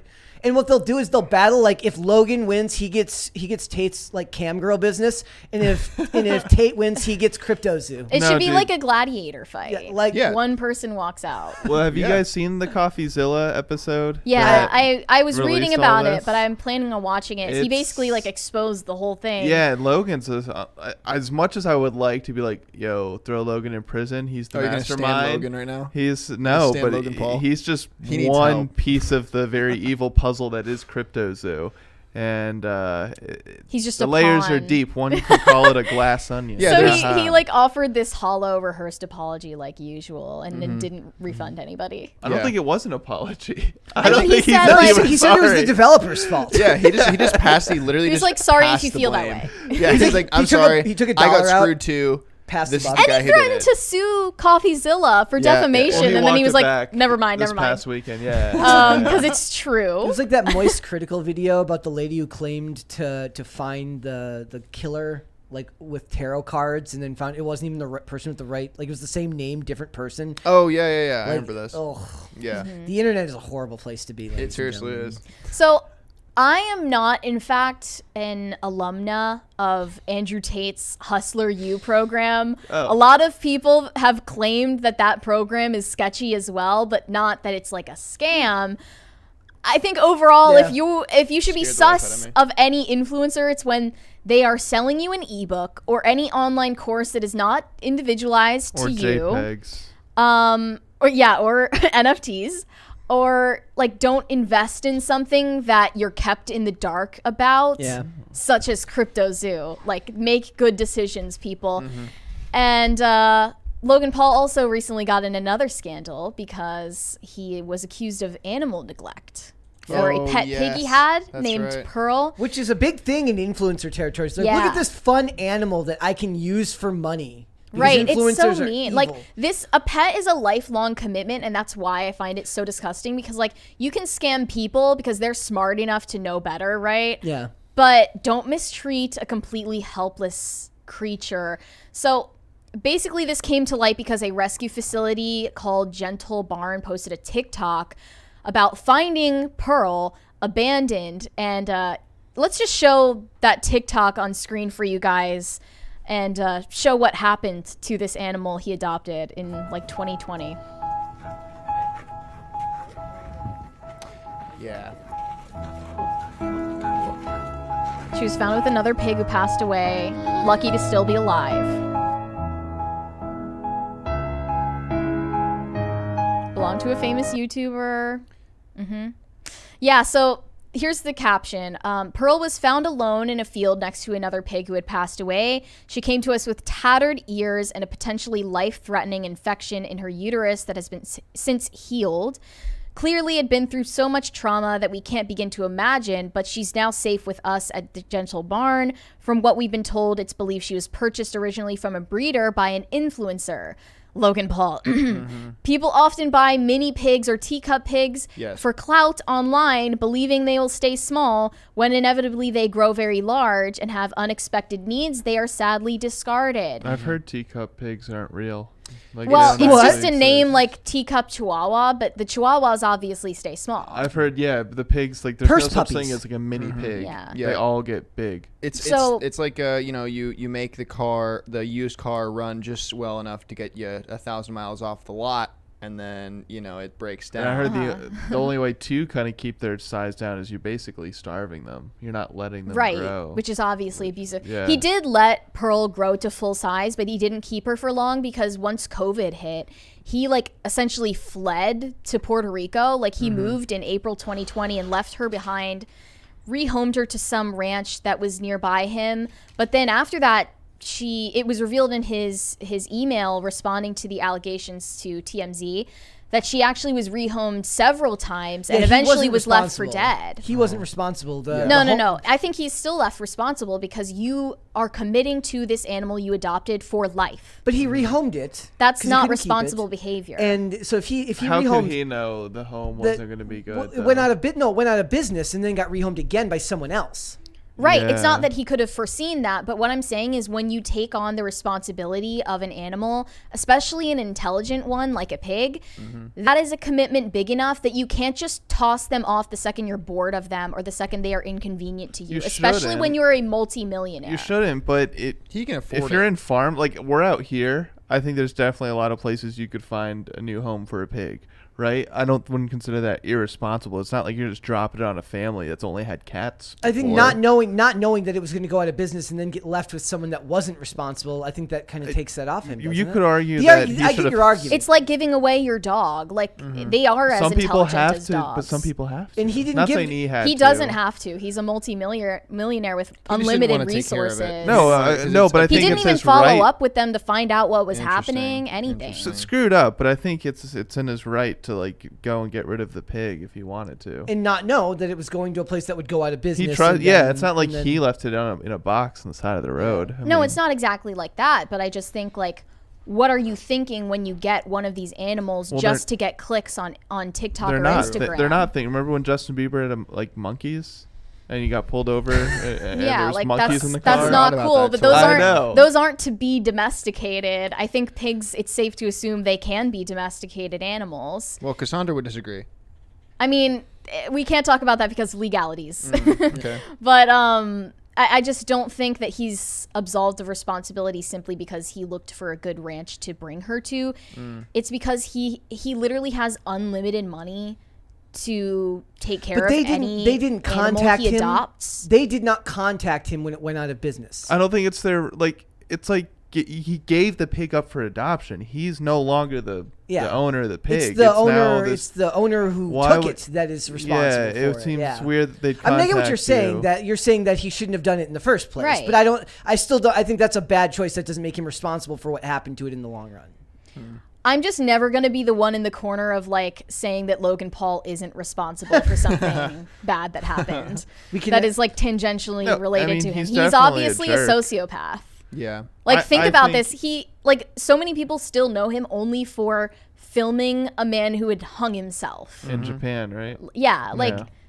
I know what type of person this is. He doesn't think about the consequences. He doesn't think at all. It's just do. Well, also for something like this, it's funny because I was reading the comment sections, and most of them end up being along the lines of like, "Look, I don't think he's responsible, but I hate him, so I guess." They kind of all took Mary's. They're in Mary's camp. They're like, "Look, I'm not saying he's guilty, but I don't like him enough." I mean, I am to- saying he's guilty. I don't think he's. But I'm saying most Guilty of them of are what, saying though? they're saying like, "I'm not sure if he's guilty, but I don't like him enough to defend him." So I didn't after the Aoki Hagara video, which is the Japanese forest video. I just like I had like such a bitter taste in my mouth whenever anything about him came up. It just is always, and it's it's unfortunate. I understand what you're saying, Mary, for sure. I also understand what you're saying, Brett, too, is that like you can't necessarily be responsible, but like it's so difficult for me to feel bad for this dude. Like, Yeah. it's You don't need so to, difficult. but you don't need to Yeah, feel bad and also admit someone isn't legally responsible. responsible. Yeah. For sure. And He's I don't not think he should legally be- responsible. I think No. he's ethically. Sure, It's I'll give you ethically that. Questionable it's here. morally bankrupt. And I think it's worse that he adopted a pig in the well, first no, place. I think Yeah. so. You're saying he's ethically bankrupt in doing it in the first place, not the second part. The second part he couldn't It have already known. was. The whole thing from the can beginning, be- like to adopt a teacup Yeah. pig, which you can just look up online and Google pretty quickly and realize, oh, this is not real. This is not a for someone who's I'm assuming online a lot. You know, what'd be cooler for Tate and Logan Paul? Have their publicists fight. like I'm done with the influencer era. I don't know if Andrew I want Tate them, has I, one. That's what I'm saying. It's funnier if they have them and they're both just dorky looking guys who look like they graduated from Berkeley and they push their glasses up and they're like let's fight. Like let's do that. Let's get Dude, he just needs to go into an actual UFC octagon. Yeah. Enough of the celebrity boxing. I mean, where they they've were got about these to, big but then the New World pillows. Order stopped it. Yeah, the Matrix cracked So down. I think Andrew Tate just wanted to avenge Pearl. That's what I think. Yeah, I think I so just too. think it's funny to think of him in his cell. Like everyone in the comments, like none of these people have been to prison. Like, of course, no, I have not been to jail.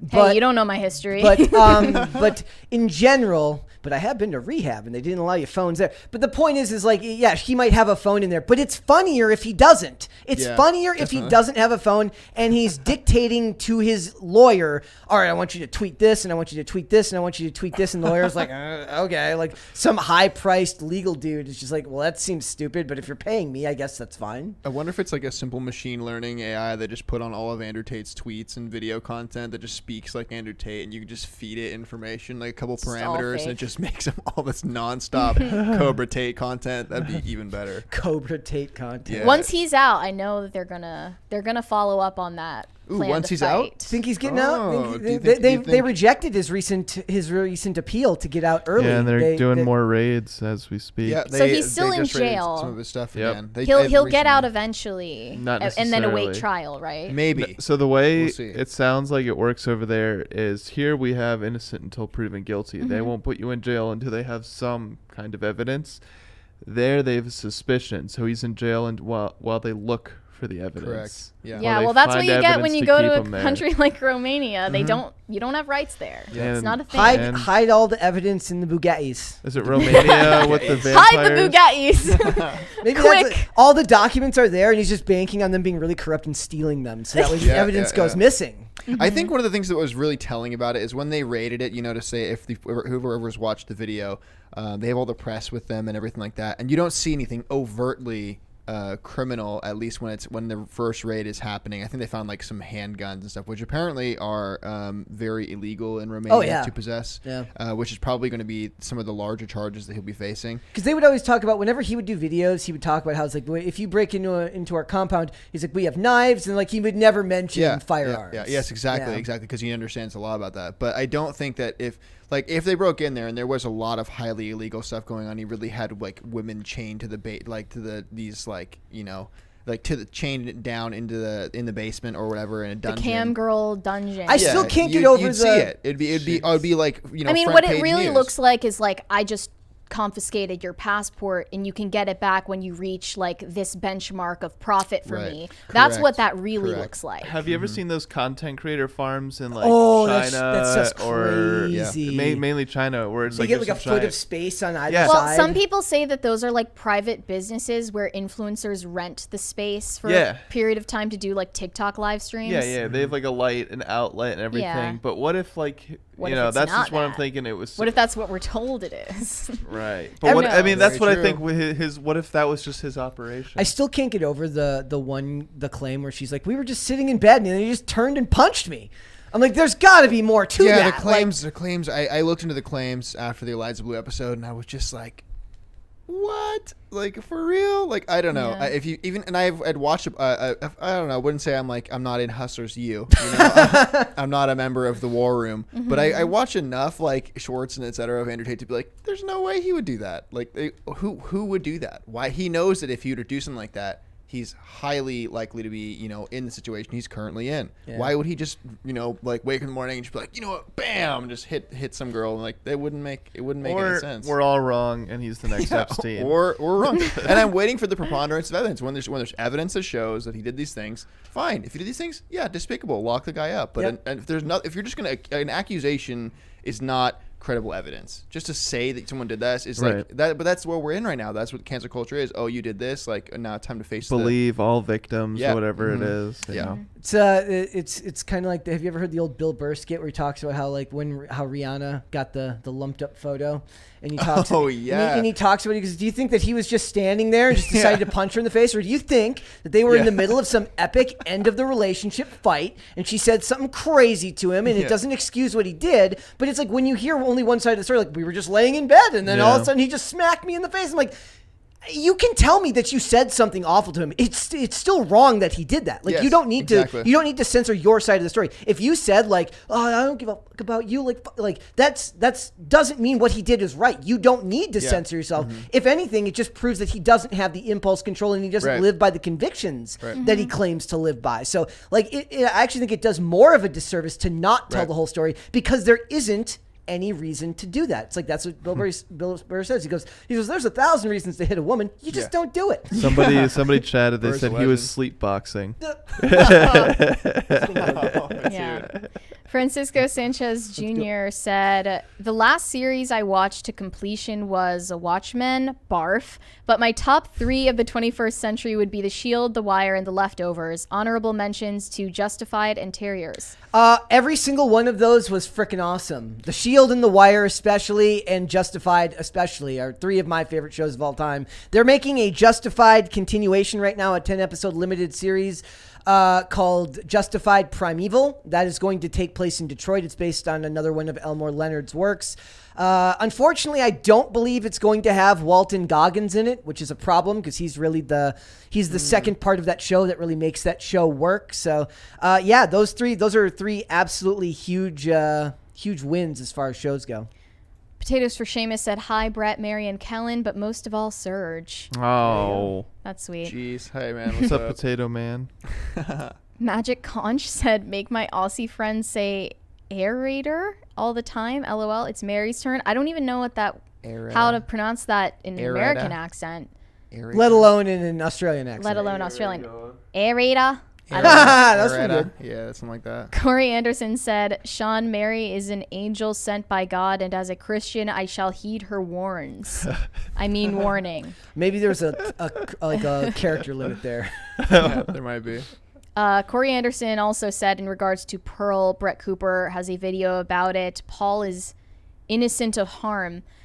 I just disagree. I don't think that you should be adopting animals if you are essentially planning to get rid of them. People make mistakes. But people saying he's not responsible or not saying that doesn't mean he's good.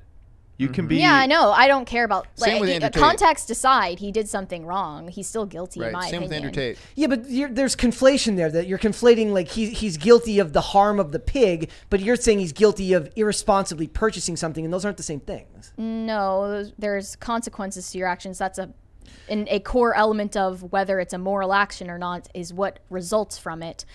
There's your intention, there's what you actually did on the surface, and there's what happens afterwards. Okay. All three of those things mixed together. If the first and place you he get, had gone is this to- a moral thing to do or not? If the first place he had gone to and that was the place that mistreated the pig, I would believe more. I would believe that more, but not when it's been rehomed and it's like 6 degrees of separation, right? Right. He didn't make that choice. But he also, made the choice to buy an animal with impulsive For clout. intentions to get clout on Instagram, and that's TikTok. bad, but that's not. It's not the same thing as mistreating the animal yourself.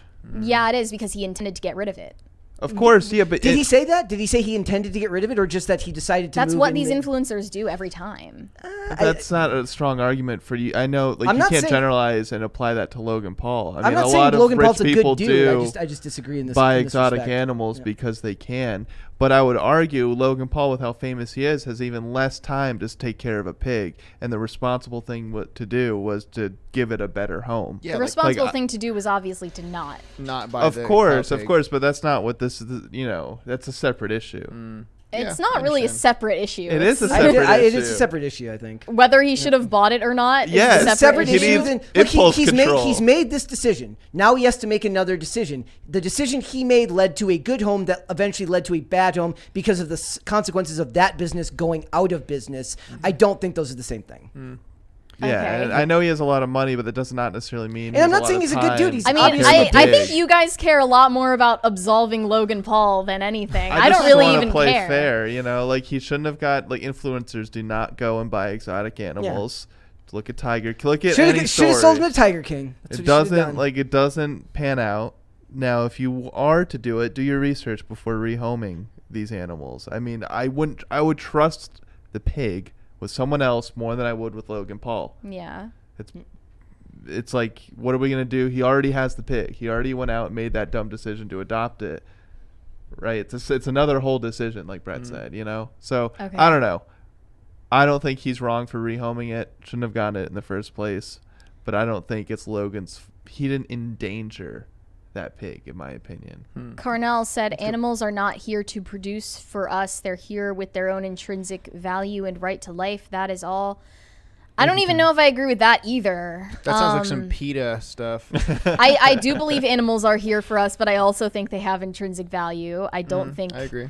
they have a right to life in every situation. Yeah, because for me that comes down to, like, you know, there does come a point where human life trumps an animal life, and if you don't Yeah. think that, it's like, Yeah. You ever seen that, like those It's videos? It's like sketchy. me eating 2 burgers to make sure a vegetarian doesn't make any difference in the world today. We're going to love Gordon Ramsay's take on vegetarians. Johnny Derp said, Carnell, ants farm aphids. Get over it. Aphids. Yeah, they form little. If everyone's seen like a plant, they have little green little guys that live on the plant. They're called aphids. Ants literally farm them and use them, or they give them food and take care of them and herd them and everything, and keep them in their own little area inside the ant farm, the ant hill, to get the sweet nectar that those little guys make when they eat their food. And they basically poop out this nectar, and the ants think of it as a delicacy, kind of like how we think about like fish eggs as delicacy or whatever. So yeah, they really do that. It's real.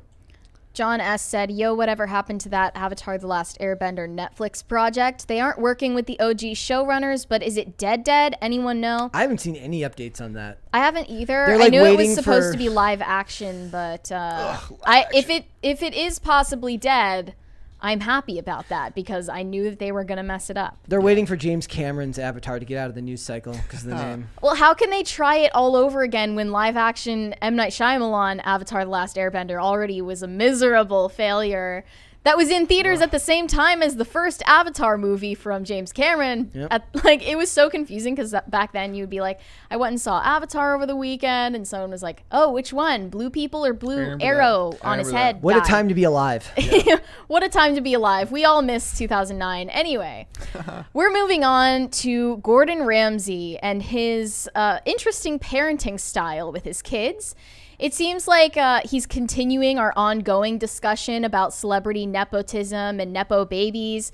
And Gordon Ramsay seems hell-bent on avoiding producing his own 5 kids into Nepo-Babies. And he has strict rules about not giving them special treatment. No inheritance for you. Yeah, so one of them is no inheritance for any of the children. He said, it's definitely not going to them, and that's not in a mean way. It's to not spoil them. I don't think the kids will take it any other way. Wait, what? I don't think the kids will take it any other way than mean. I'm just saying. If I and was then the he kid. said, the only thing I've agreed with Tana, his wife, is that they get a 25% deposit on a flat, but not the whole flat. And he also has a rule that he will not employ his children at his own restaurants. He said, I don't want the staff thinking, it's Ramsay's kid, we can't tell them off. Yeah. You want to work in this business, you F off to another chef, learn something different and come back with something new to improve the business. I love it. That is probably true. They I would love feel it. like they can't reprimand the kids because, they would get a talking to from the boss. I love it. I love it. Jackie Chan also did this. His kids don't get any money from when he passes on. I don't like this because I think that generational wealth and inherited wealth was always and is still what makes the world go round. And I would say, like, is this one of those things where it's like they don't get the wealth, but do they get to run like a charity? Like, do they run There's some always charity? something. There's a way that rich people get around this. I'm sure they've gone to excellent schools and had Yes. excellent possessions. These kids are always gonna have a leg up, even if he gave them $0, the last name. zero property. They get the name. They've got the name. Not only the connections that come with it. Yep. they've got the like in the chef world, in the cooking world. Your father's Gordon Ramsay. Yep.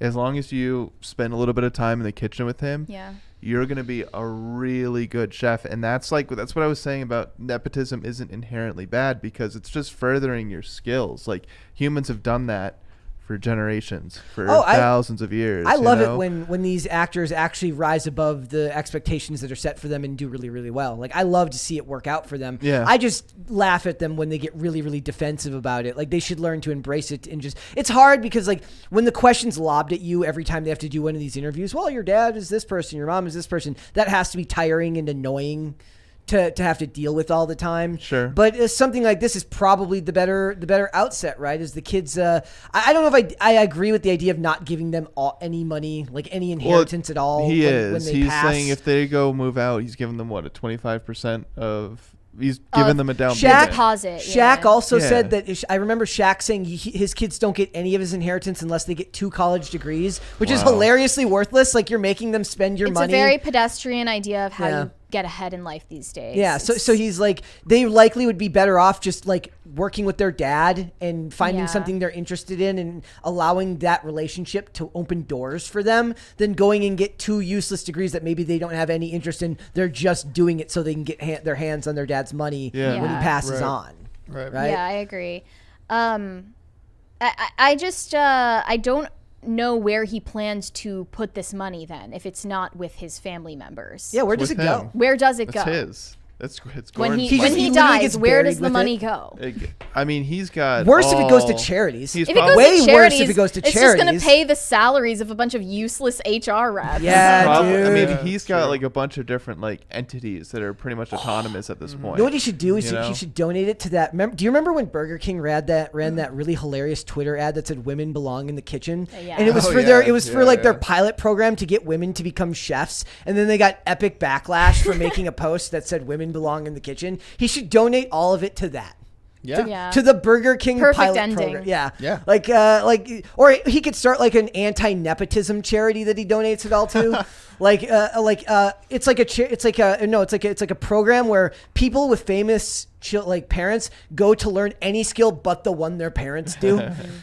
Like you go, if you're an actor, you go there to become like a computer engineer or something. Oh yeah. Yeah, like Bill Gates' kids go to become coal miners. Yeah, perfect. Let's go. I think when nepotism started to become a discouraged, stigmatized thing in American society because we are so hyper-focused on meritocracy, then what replaced it was affirmative action. Yeah. And whether you like it or not, people who don't deserve the things they have are going to have those things. People are going to, like, bad people get good things in life. Good people get bad outcomes in life, and that just happens. And we need to, like, make peace with that. And then the idea that nepotism babies exist will anger you a lot less. And it's one of the worst, like that envy is one of the prevailing factors in American culture right now. First of all, like as somebody in the chat made, like, here comes Brett with like a cringe Dave Ramsay take.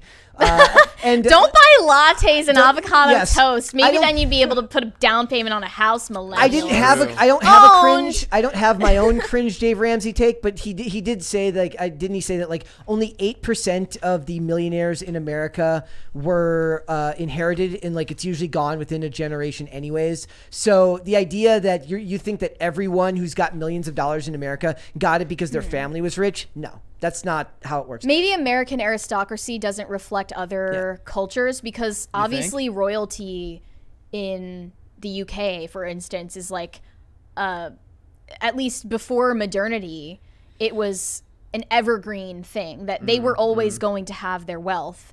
There's no way it was just going to disappear without modernity coming in to shake it up and disrupt it. And I get really upset when people, like, I just don't like the envy. Like when people get really mad at other people because their family had money or had status. I'm like, so what? Right.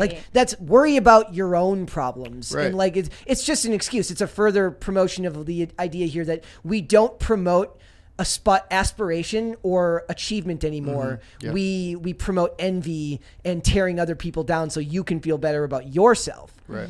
What Gordon Ramsay's doing is actually, I think, admirable, other than the fact that I don't know where the money would end up going. And it's not our business anyways. It's not our business Well, he's where his talking money about it goes. publicly. But he's talking about it. Yeah. Exactly. So Another thing that he said was him and his wife travel first class and they have their children travel in economy. Based. He said, I turn left with Tana and they turn right, and I say to the chief stewardess, make sure those little beeps don't come anywhere near us. I wonder want if to this is sleep on this plane. I love it. I worked my effing arse off to sit that close to the pilot, and you appreciate it more when you've grafted Wow. for it. He literally brings the screaming baby on the plane and puts it next to someone else. I hope not when they were that young, but like this does give me James Corden vibes. Yeah. Like he had his wife and baby sitting in business class while he was in first. Oh my god. And then nobody knew James that they were Corden. married, but eventually his wife was upset because the baby was like just crying, and she went up to first class to sit with him. And And did no he one scream at no one her? around them knew that they were married yet, but he just kind of like turned away and slept and ignored her. Oh my and then once God. the flight ended, they realized because she asked for his help like getting the luggage out of the overhead bin, and he wouldn't help her while she was like holding their Wow. baby. Wow. And they were like, wow, this guy is a douche canoe. They just realized. dude, yeah. like I love the idea. Like when they go out to eat, he makes them get like stuff from the dollar menu, and he gets like actual food. Yeah, it's just that's where you lose me. Like that's I don't know about that. Plus, I'm not gonna lie. A lot of this feels like rehearsed. Like it's like, oh, I don't coddle image. my kids. Like he probably does coddle his. But kids. they have like the best health care. Yeah. I'm sure they have wonderful insurance, etc., etc. I'm sure they don't drive terrible cars. Yeah. It's some of it's performative, I'm sure. But at least you can say that Gordon Ramsay is true to his character to some degree. You know what I mean? He's true to like the way that he is in like the kitchen. And if you've seen the shows with the children and etc., he's obviously not a horrible dude. But you know, I'm just glad to hear that James Corden is. yeah. That's all that I'm happy to Yes, hear. totally deserves. Nah, not a fan. maybe Shaq's kids go to Hustler U. Maybe that's could one that of the- count? The Donda school. They get Oh, a they go crypto. to They get Donda a school, degree yeah. in cryptocurrency trading from Hustlers U. Then they get their Yeah. masters at PragerU. Yeah, and then but no, and their kids go to Donda Academy when There they're we go. born. Yeah, yeah. It's the cycle of not actually school life. And then when they're Love finished it. there, they join the war room for like $5,000 a month or whatever it Perfect. is. Not $5,000 a year, I think. Yeah. It's anyways. I'm hoping that that Gordon Ramsay actually holds true to this, but I don't know if he should not give the kids anything. Like I said, I really Well, it's he not my is. business, but I don't want some HR rep and a bunch of officers that run some charity getting a bunch of money while his kids get nothing. Paying for a quarter of each child's house is huge. Yeah. I mean, that's He a said huge flat, leg up. not house. That's a flat's an apartment. Right? Yeah, but they're living in the city and probably really good Fair, areas. yeah, they're not living out in the Yeah. sticks. Fair enough. Yeah. I think he's onto something here, and more. Maybe this will be the next celebrity trend. Just like and then TikTok will have like all the Just abandon TikTok your influencers will have to start like making sure it doesn't become a thing because they don't want their parents to start like cutting them off. Like it'll be the new celebrity trend to cut your kids off and use your kids I as don't like know. I'm not some pushover. I discipline my kids. I hope so. I want to see those TikToks being released of them like saying, "My dad, like he was so horrible." Actually, to you know me, what? guys. Remember It's when like we, just eating cake in front of your kids while they've got like broccoli on their plates. when we were talking about like the celebrity, like everyone was going, "Mom, so and so dead at 35." Like we need a trend where rich parents go to their kids and film TikTok videos saying, "I'm cutting you out of the inheritance," You're just just to so- watch the kids' reactions. I would download a TikTok tomorrow if that was content on TikTok. Seriously, and I bet it is. Honestly. I've been a stalwart like anti-TikTok, anti-Douyin person for years, even since before TikTok was in the United States, when Douyin was in Singapore. Instead of like just excusing your grandparents' crazy statements, they're like go up and confront them. Yeah. Be like, hey, today we're be gonna great. confront my mother who's been saying some wild stuff lately. Yeah, if we camera out. if we can make TikTok more like the Jerry Springer Show, I'm there. Yeah. I'm the first to sign up. Let's go. All love right, that. we got a couple of super chats there. All right, let's go to Super Chats. Bobcat said, let's give a shout out to the real brains behind the Timcast media empire, Roberto. Buck. See, that's an example of somebody owning pets and cherishing the pets, Roberto, Yes. and like there's actual like employees here taking care of chickens because it's actually something that you care about. It's actually something you want to Well, take care to of. be fair, we care about the food they produce. Everyone's like, it's like, but then the eggs would get cut off. That's and we why don't want animals are here for us. Yeah. True. Mark Reyes said the quartering report on the pig thing yesterday, and Logan Paul has a history of adopting and then getting rid of animals. Also, if the pig thing was an isolated incident, he wouldn't be at fault. Yeah, if he's got a history of doing it, then it becomes an inevitable outcome that could have been avoided, and then yeah, I would say that there's more blame to be put on him there. But if it's That's why I say it's his intent If it's to- a singular isolated incident, I would disagree. Yeah. Okay. All right. We are moving on, guys. I want to talk a little bit about Gwen Stefani. This article was. Heard You about wouldn't have this. expected this, guys. Yes. Okay. So this was an article that came out the other day because she had an interview recently where she, first of all, some baby-brained, extremely bad acting reporters made these comments. They're okay, look, these are room temperature IQ bad actors who did this on purpose to start S, as they would say. So it says Gwen Stefani lashes out at the cultural appropriation accusations as she claims she's Japanese. Look. Only an extremely maladjusted, maladapted, evil person would assume, or they have a room temperature IQ, that when she said this, that's what she meant. I'm actually Japanese. No, she did not mean that. What she's saying is that she was inspired by Japanese culture. She talks about how her dad worked for Yamaha for 18, so they traveled to Japan on a regular basis, right? You have to be just looking for a soundbite. I kind of had the same feeling when Jennifer Lawrence made the stupid comment about, I was the first female action star. I don't buy that she thought that was true either. I think she said something stupid, and then people who are out there to get sound bites and get clicks misinterpret something on purpose because they're evil, right? Yeah. So to me, like that was the first thing that stuck out to me. So she claims that she was, how do you pronounce it again? Harajuku? Harajuku. Okay, so Yeah. we heard, okay. Like, look, the 90s was way better.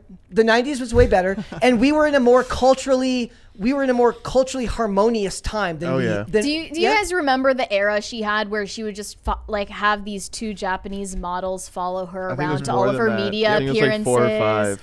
Yeah, and that she part's had this weird. whole posse, and then they would be backup dancers in her music videos, and that got compared to a minstrel show, which is ridiculous. It shows how racist you are if you really think that. If you really look at that and think, oh, you're just making these Japanese girls be your minstrels, it's like, what? Well, it's the Oppression Olympics. What? Everyone's a player in them. Like, and what if she had only white backup dancers? Right. Then you're racist for Well, that. Or if you have just one Asian backup dancer, Why not tokenizing 2? them. Right, yeah. So she says you can't win. She says she recounted, "My God, I'm Japanese and I didn't know it." She then doubled down on her statement, telling the interviewer, "I am, you know." In the same interview, Stefani credited her dad, who by the way is Italian American, the cause of her Japanese influence. Look, I don't disagree that what she said was stupid, but I don't think that anyone actually believes that that's what she meant. I think she's poorly communicating with people. I don't even think that what disagree. she's saying is stupid. I think it makes a lot of sense. If you're exposed to a certain culture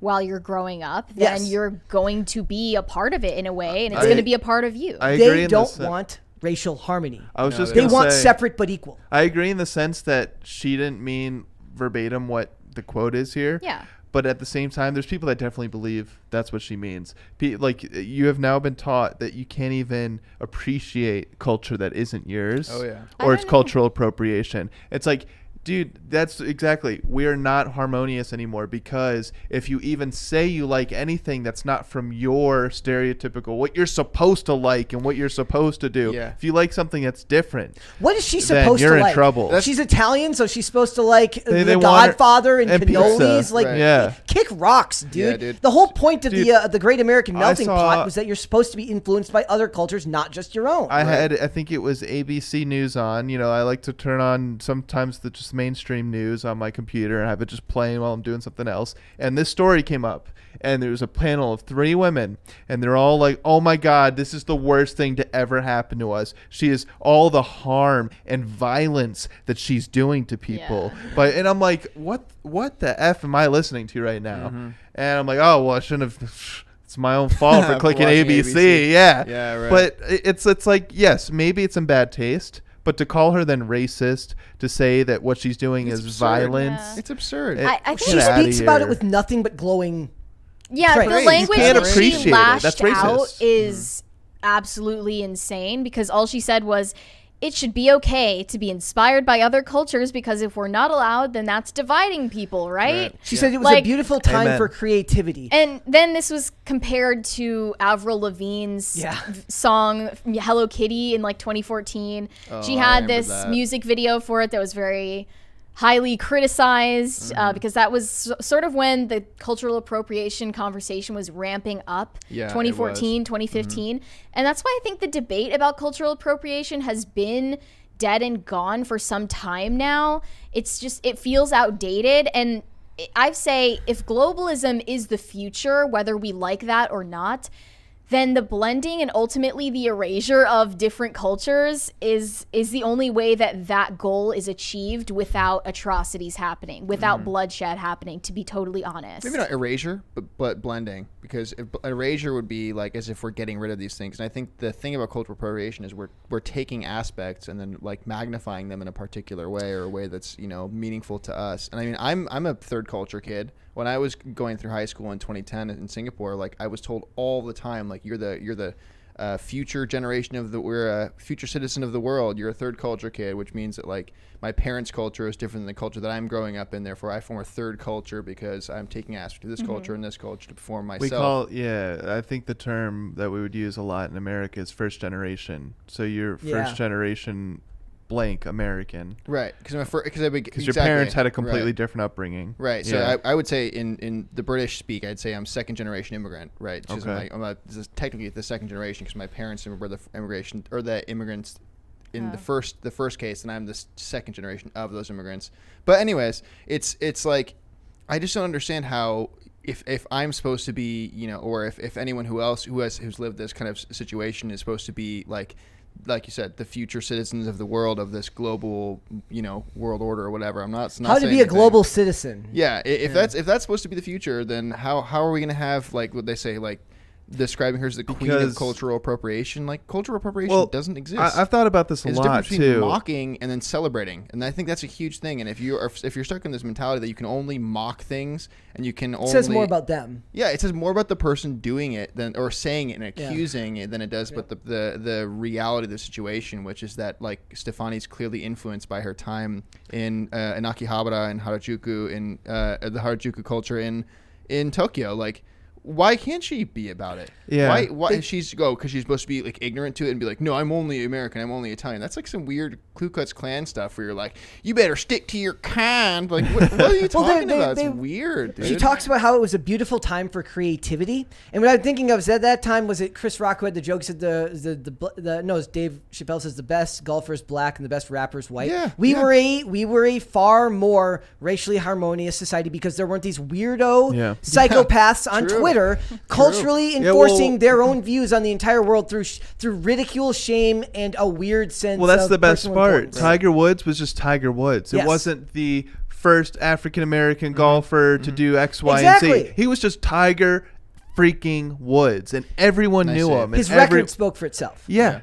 Yeah. And, but I have been thinking about this a lot, and, like, I try to, like, white pill myself in the sense that, with the rise of the internet 20 years ago into the popular culture, with the advancement in technology that we're able to travel all across the world, we need to find a way to navigate this, because cultures are going to be blending more and more, and people that weren't exposed to other cultures for thousands of years all of a sudden are. Yeah. Right? Like, people from all walks of life are walking everywhere across this planet, and we need to find a way to navigate this, because to just say you have to, like, be surrounded by everyone but still divide yourself, like, that makes no sense to me. People are going to have to find a way to mesh and fuse cultures, and the only way to do that is for Gwen Stefani is to actually what's the word I'm looking for? Nuance. She shouldn't is the feel only way to do ashamed this. of what she enjoys and what she finds beautiful. Nuance is the only way to do this. Take everything as a case-by-case basis. When you assume off the bat negative intent, you stop anything from ever growing at all. Right. And it's over something as so silly as, like you said, the backup dancer thing. Like, there's things that you could make comments on that certainly sound kind of ridiculous, but she's a celebrity.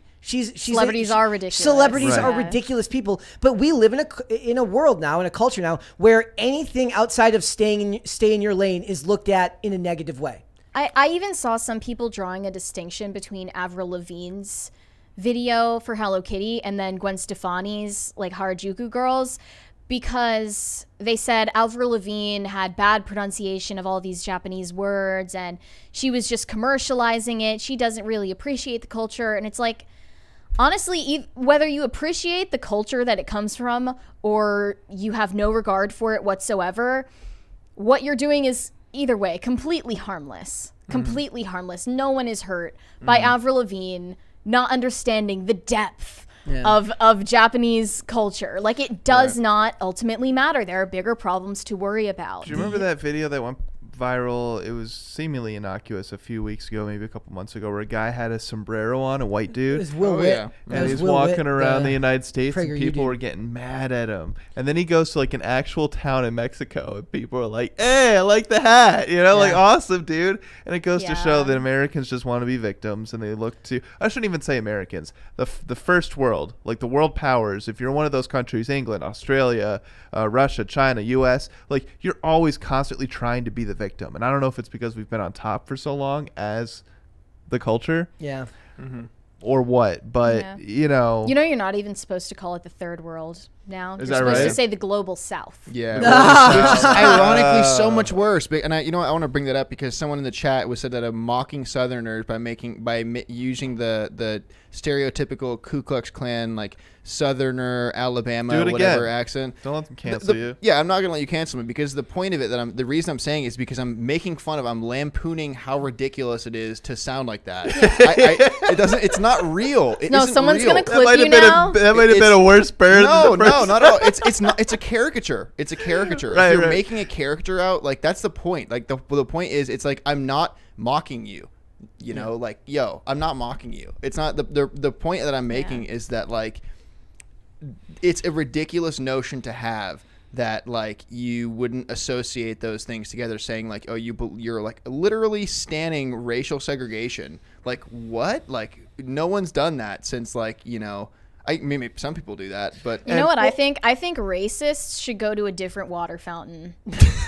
Yeah. I think they should have a different water fountain. It's the other thing that's funny about this is like, so for her, so, like imagine like racist segregation. Yeah. I'm cool with that. Yeah. we live in a culture now where we like everything is about pride, and you're supposed to have extreme pride in your culture unless you're a white chick. Then what's she supposed to be proud of? So she can't celebrate other cultures. She's told not to be proud of her own culture. She should just kind of exist there and be miserable like the rest of the people on Twitter. That's what they want. Well, if she were like, I'm proud of being Italian, they'd be like, you're not Italian, you're American. Yeah. You like Jump they down would get her mad throat. either way. They wouldn't be. I don't even know if I agree with that, because I think that to them, they just see it all as one. They don't even like to distinguish that far. You're just a white chick. Like, you're a white chick and you shouldn't be proud of the fact that you're a white chick because that's white supremacy and racism. Well, she's like, well, I'm a big fan of Japanese. Oh, can't be a fan of Japanese culture. That's cultural appropriation. It's literally designed to just make everyone freaking miserable all the time. Yeah, it makes it's like, no sense. It's there's no happiness, there's no joy, and it's all Mindy Kaling's fault, too, for making the stuff she's making. Her and this absolute room temperature IQ loser who wrote this article. Somehow, all of this is Mindy Kaling's It's fault. all Mindy Kaling's fault somehow. We'll blame her. Yes. Her name's Mindy. What did you expect? Look, I also have a problem with them. You know, like if you look at the cover of the Mindy project, if you squint and it's like really far away, she looks kind of hot, but then you look closer and she's not hot. What Makes is you that? angry. It makes me angry. It's called the cheerleader effect, right? It's a False problem. advertising. It's false actually. advertising. That Next, should be a crime. we're about to check off a box in pop culture crisis history. We are talking about Ezra Miller again. Oh. He has reached a plea deal, ladies and gentlemen. He's not going to go to jail. He's pleading guilty to trespassing in this Vermont burglary case. I remember when this came out, it actually was he broke into an acquaintance's house to steal from their liquor cabinet. Oh, good for him. It was like a neighbor of his that he knew, like they talked, it was normal and everything. And at first he said that he got permission to go in the house, but he definitely didn't. And he was just stealing their alcohol. It's like kind of bizarre that he would like steal something so unimportant, but it also shows how mentally detached he is. I feel like, if you're like have a tragic moment as a kid, you either become Batman or you become Ezra Miller. Those are the two paths. Right? I mean, that's really... It would have been cool if he'd gotten in court. He's like, Your Honor, in my defense, I didn't even take the most expensive liquor there. Yeah, that would be hilarious. And when I saw the screenshot of him on a Zoom call with his lawyer, I was just like, he looks like a different person. Like he doesn't even look like himself right now. I don't know how he's going to be starting to make public appearances for The Flash. Is he still luring like children? I guess they were underage, right? I mean, no updates on any of that stuff, just They just this. swept it under the rug. Yep, and everyone's and that's why I said that movie will be kind of a litmus test for just how much of a bubble we're in. Like if that movie does gangbusters at the box office, it proves that nobody actually cares that Ezra Miller's a creep around children. They're gonna go anyways. It just proves that we are in our own little cultural sphere of influence where we're like, look at this is a big deal. And like the first few videos we did on that, I'm like losing my mind. I'm like, why isn't anybody talking about the fact that this guy's dressing up like a cowboy around children and going yeehaw? Like this is a problem. Nobody cares. Right. If you pay attention, normies actually don't care about pop culture and they don't care about politics either. No, like they more really don't. normies care about pop culture than politics. But honestly, if you go up to anybody randomly, like on the street, they don't care about either one. Or I don't even know they're what people so are into uninformed. these days. Nothing. That's what. No, like our attitude either, as a actually. country. No, our attitude as a country, we're all just so low energy, man. Like people aren't excited about everything. The passion's gone. All right, I'm about to walk out. Well, like the patriotism is gone. Like people say patriotism is problematic. Yeah, but you know yeah, what? But true. like it went away and nothing has replaced it. And you need to fill that void. Like we need to be The passionate and state excited. has filled that void, but Like- it's not patriotic. The state, like the Republicans loved back in the day. I know. Well, it's a different type of it's Marxist patriotism. They think Yeah, rainbow true. colors and vaccines for everyone is what we want. Yeah. And it's like, dude, that's cool. No, like we want to go to the freaking moon. Do you think this is that's a why people were happy in the 60s? Yeah. Do you think this is a 70s. Gen Z thing? Like, is it started like it started at above them and it's trickled down to Gen Z? I wanna read you like a Yes, statement. I have I a friend of mine's a teacher, and it's actually funny that you brought this up because I have a friend who's a teacher who we talk a lot about like the state of the youth, and he kind of echoes Mary more of what you've talked about with the condition of Gen Z, and he's talking a lot about. He says. At least partially, I said, I think it's a dopamine overload and instant gratification from phones. I think they've disconnected us from society. He says, at least partially, but there is something different about kids in the last 5 years in particular that I can't explain. You'd have to experience it for yourself. The apathy for everything, the lack of interests, hobbies or passions, and social isolation is indescribable. Yeah. He says, I think their cognitive development has been altered by technology and social media in a way that we can't comprehend because we didn't grow up in a time when it was as relevant. Yep. Something in them has fundamentally changed their social emotional capacities. Yep. And I think that's programmed into our media. So I just read either I was listening to a podcast or I was listening or reading an article, but basically if you look at Gen Z and the age group when they were born, how many not only like tragic events have always happened in history, but there's been a lot in the last 30 years. All right. So like the oldest person in Gen Z is around 25 years old. Right. So in the last 25 years, there's been a tremendous amount of tragic events. Now, the difference between now and any other period in history, it all came right to your phone. It came right you to can your see it face all. in Yeah. HD, in 4K video, in clear sound. Yeah. You had people telling you what to think. You had a million channels, a million different angles. This is all brand new. Yeah. And so it's not just we're experiencing these hardships and we're seeing this crazy, terrible, all these terrible things that are happening in the world, but we're getting overloaded. We're getting Too much inundated information leads to in apathy this. because you Yeah. don't know. First of all, it's like if you walk down the street and you walk by 5 people, depending on where they get their news, how their social media algorithm is curated, you're living in a completely different world than Yeah, that Oh, yeah. person's exactly. living in. Yeah, Like, you don't absolutely. experience the same reality that they do because so much of your reality takes place in your phone. Yeah. So it's like no wonder the world's so depressed. There's no cohesion because nobody's living the same reality. I don't know if that's even true because most of the normies I meet, they don't have Twitter. A lot of them don't have TikTok. A lot of them don't even have Instagram. Like, they're just not interested in anything. So then what the hell are in they general, all doing? what are they do you doing mean when we're not looking at Email them? jobs. When you say normies, are you delineating them NPCs. by age though? Because I find like kids that are Gen Z and below have a totally They definitely have different reality. TikTok, yeah. Because that's a totally different reality. I mean, when I was in Hollywood and working in studios with all these Gen Z kids, and there is such a huge divide, and it's like I was telling Kellen about this. It's like 23, 22, 23. It's like I can get along with 22, 23-year-olds, but it's like that year. It's like right around that point where like I just don't get like the kids that are I think 18, it's if 19, you it's not were- that they're 18, 19. It's just that I just don't. If your first Get years it. of puberty were during the pandemic, I think that was one of the easiest like markers to spot. It's like the 2 years of lockdowns. If you were like going through your peak, like I'd say 15, 16 years old. If you were 15 and 16 during those 2 years of lockdown, that did tremendous damage because you never formed, like you didn't have that proper growth period to come from being a child to be being like socialized. who you are basically going to be as an adult for the rest of your life. Like me as a senior in high school was pretty much who I was always going to be. When I was like a freshman in high school, completely different story. I was a knucklehead, Totally, you know? Totally. The you can't trust the cops that pull you over because they're racist. You can't trust the opposite sex because of Me Too. You literally every aspect of what it means to be a Danger. human has been turned into something for you to be afraid of. And they're like, why is everyone so upset these Yeah. days? Right, I have no idea. It's crazy. But it's not What just the your hell happened to Ezra Miller then? Why is he like But this? you're He's not- a millennial. He's 30. He's my age. Like, and he's doing this like as if this like looks cool. Dude. How old is he? Yeah, What are I you don't know what doing, that is dude? about. That's the real crime. And then another thing I wanted to mention, wearing if not lipstick? just to Yeah, he manifest does. it He's a into they. reality, is that Anna de Armas just bought a $7 million mansion Good in for rural her. Vermont. Right on. So maybe they'll be next door neighbors now, and she'll go over to like visit his cannabis ranch and then join his Wow. cult. I would let her in. I'd And let her it'll in be, too.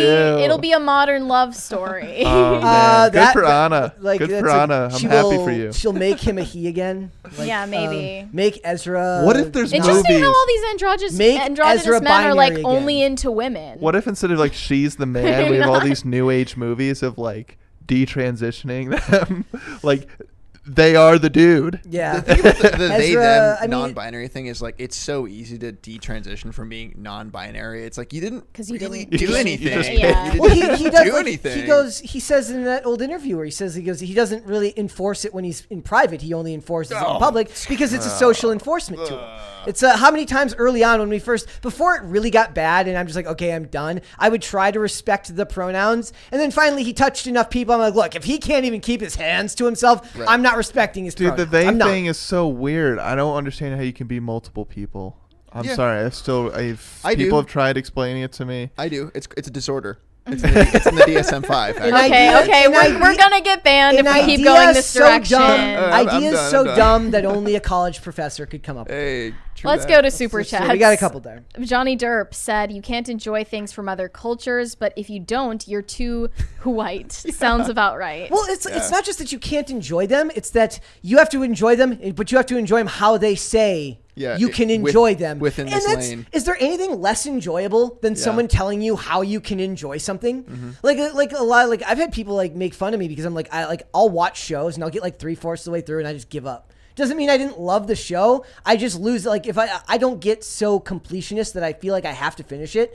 But that doesn't mean that I like didn't watch the show right. It just Yeah, means that I totally. stopped at a certain point, and that's where I wanted to stop. It's and this is a problem in all of these in nerd culture and all of these spaces. Like it's not so much that you're doing something; it's that you have to do it the way that's right. There's a shocking amount of things that you're not allowed to like in a supposedly like how many musical acts are you not supposed to like because they're not cool? How many movies are you not supposed to like because the movie's not good? I say screw that. If you like something, you're allowed to like it, whether it's bad, whether I think it's bad or not. That's the beauty of the subjectivity of art, and a lot of that comes from it kind of goes hand in hand with the cultural aspect. Because when Gwen Stefani's talking about cultural, it's kind of tied pretty closely to art, right? Because she's talking about a certain style, a certain place where street style was extremely heavy. It's tied directly to things that are.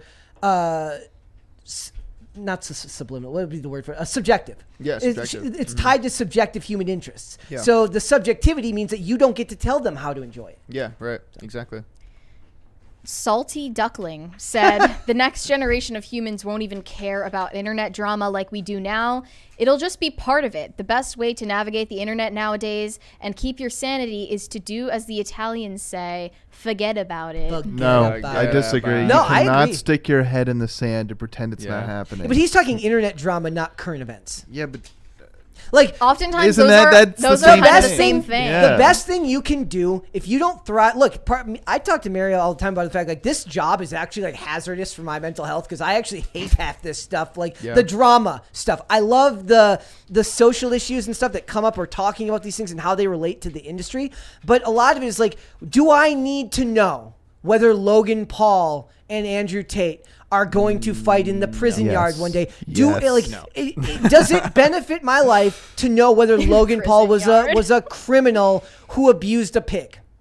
Yeah. It no. doesn't benefit my life and it doesn't enrich my life in any way. If us talking about Brett. it, if us putting on a show that you enjoy and it brings you some amount of happiness, enriches your life, that's a good thing. Brett, silence is violence. You can't idly stand by as people So true, abuse Kellen. their Thank you, farms. guys. Thank you.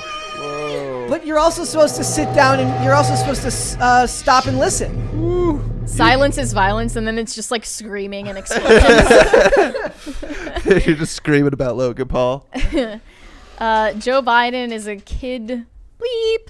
Said, make space cool again. Yeah, we need to go back to the moon. Like that's what we need to do. Why don't we have a moon base already?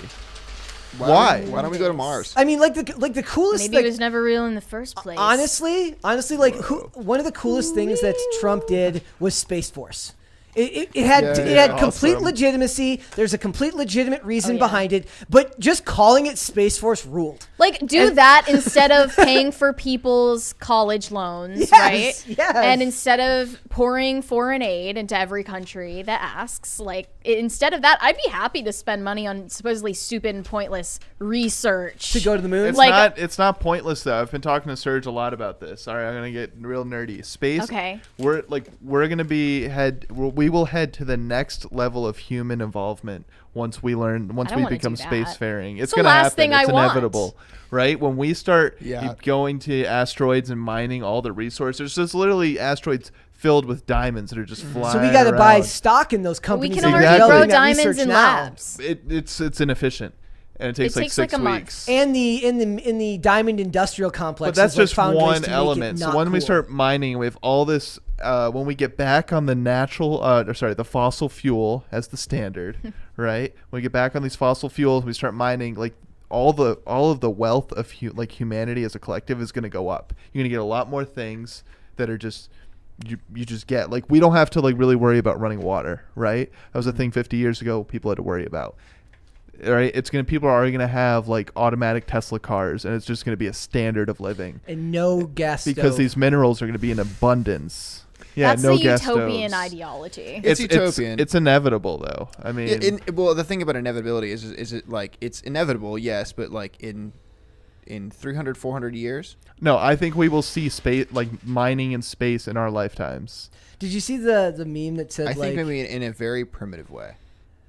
We will not be like living in space in our lifetimes, but we will see No. the mining of asteroids during our time as humans. how long in the future do you think? 40 years. Okay. 30, 40 years. So I'm gonna be on the I'll still All be alive. right, and I countdown can starts. start the clock. Because I mean, I think Elon just announced yesterday or today that they're going to be test firing the huge, that big Yeah, giant I saw rocket. that. What Yeah, do I they saw call that. them? The It's just- super heavy booster or whatever. Yeah. They're going to be Those are test crazy launch. names. But isn't the next space race just going to be like private companies anyways? It won't even be government. Doesn't matter. focused. What's a government? Globalist- What's a government globalist. other than a rebranded private company?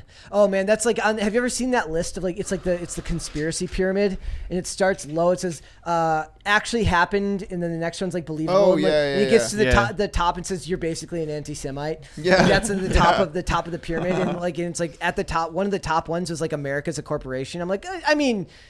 It kind of is. I mean, it really Yeah. is. Point. Like, it Got is a what point it is. I mean, it ain't Walmart, but Yeah.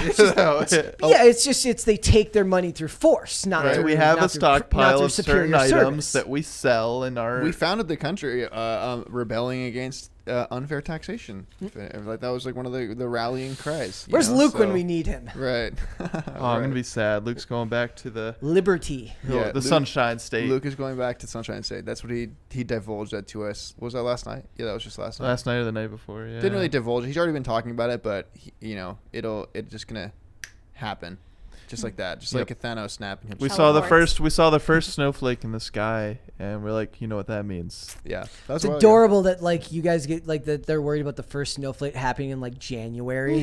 Like, in Minnesota's been covered in snow for like 3 months Yeah, already. same with Idaho. Yeah, same thing.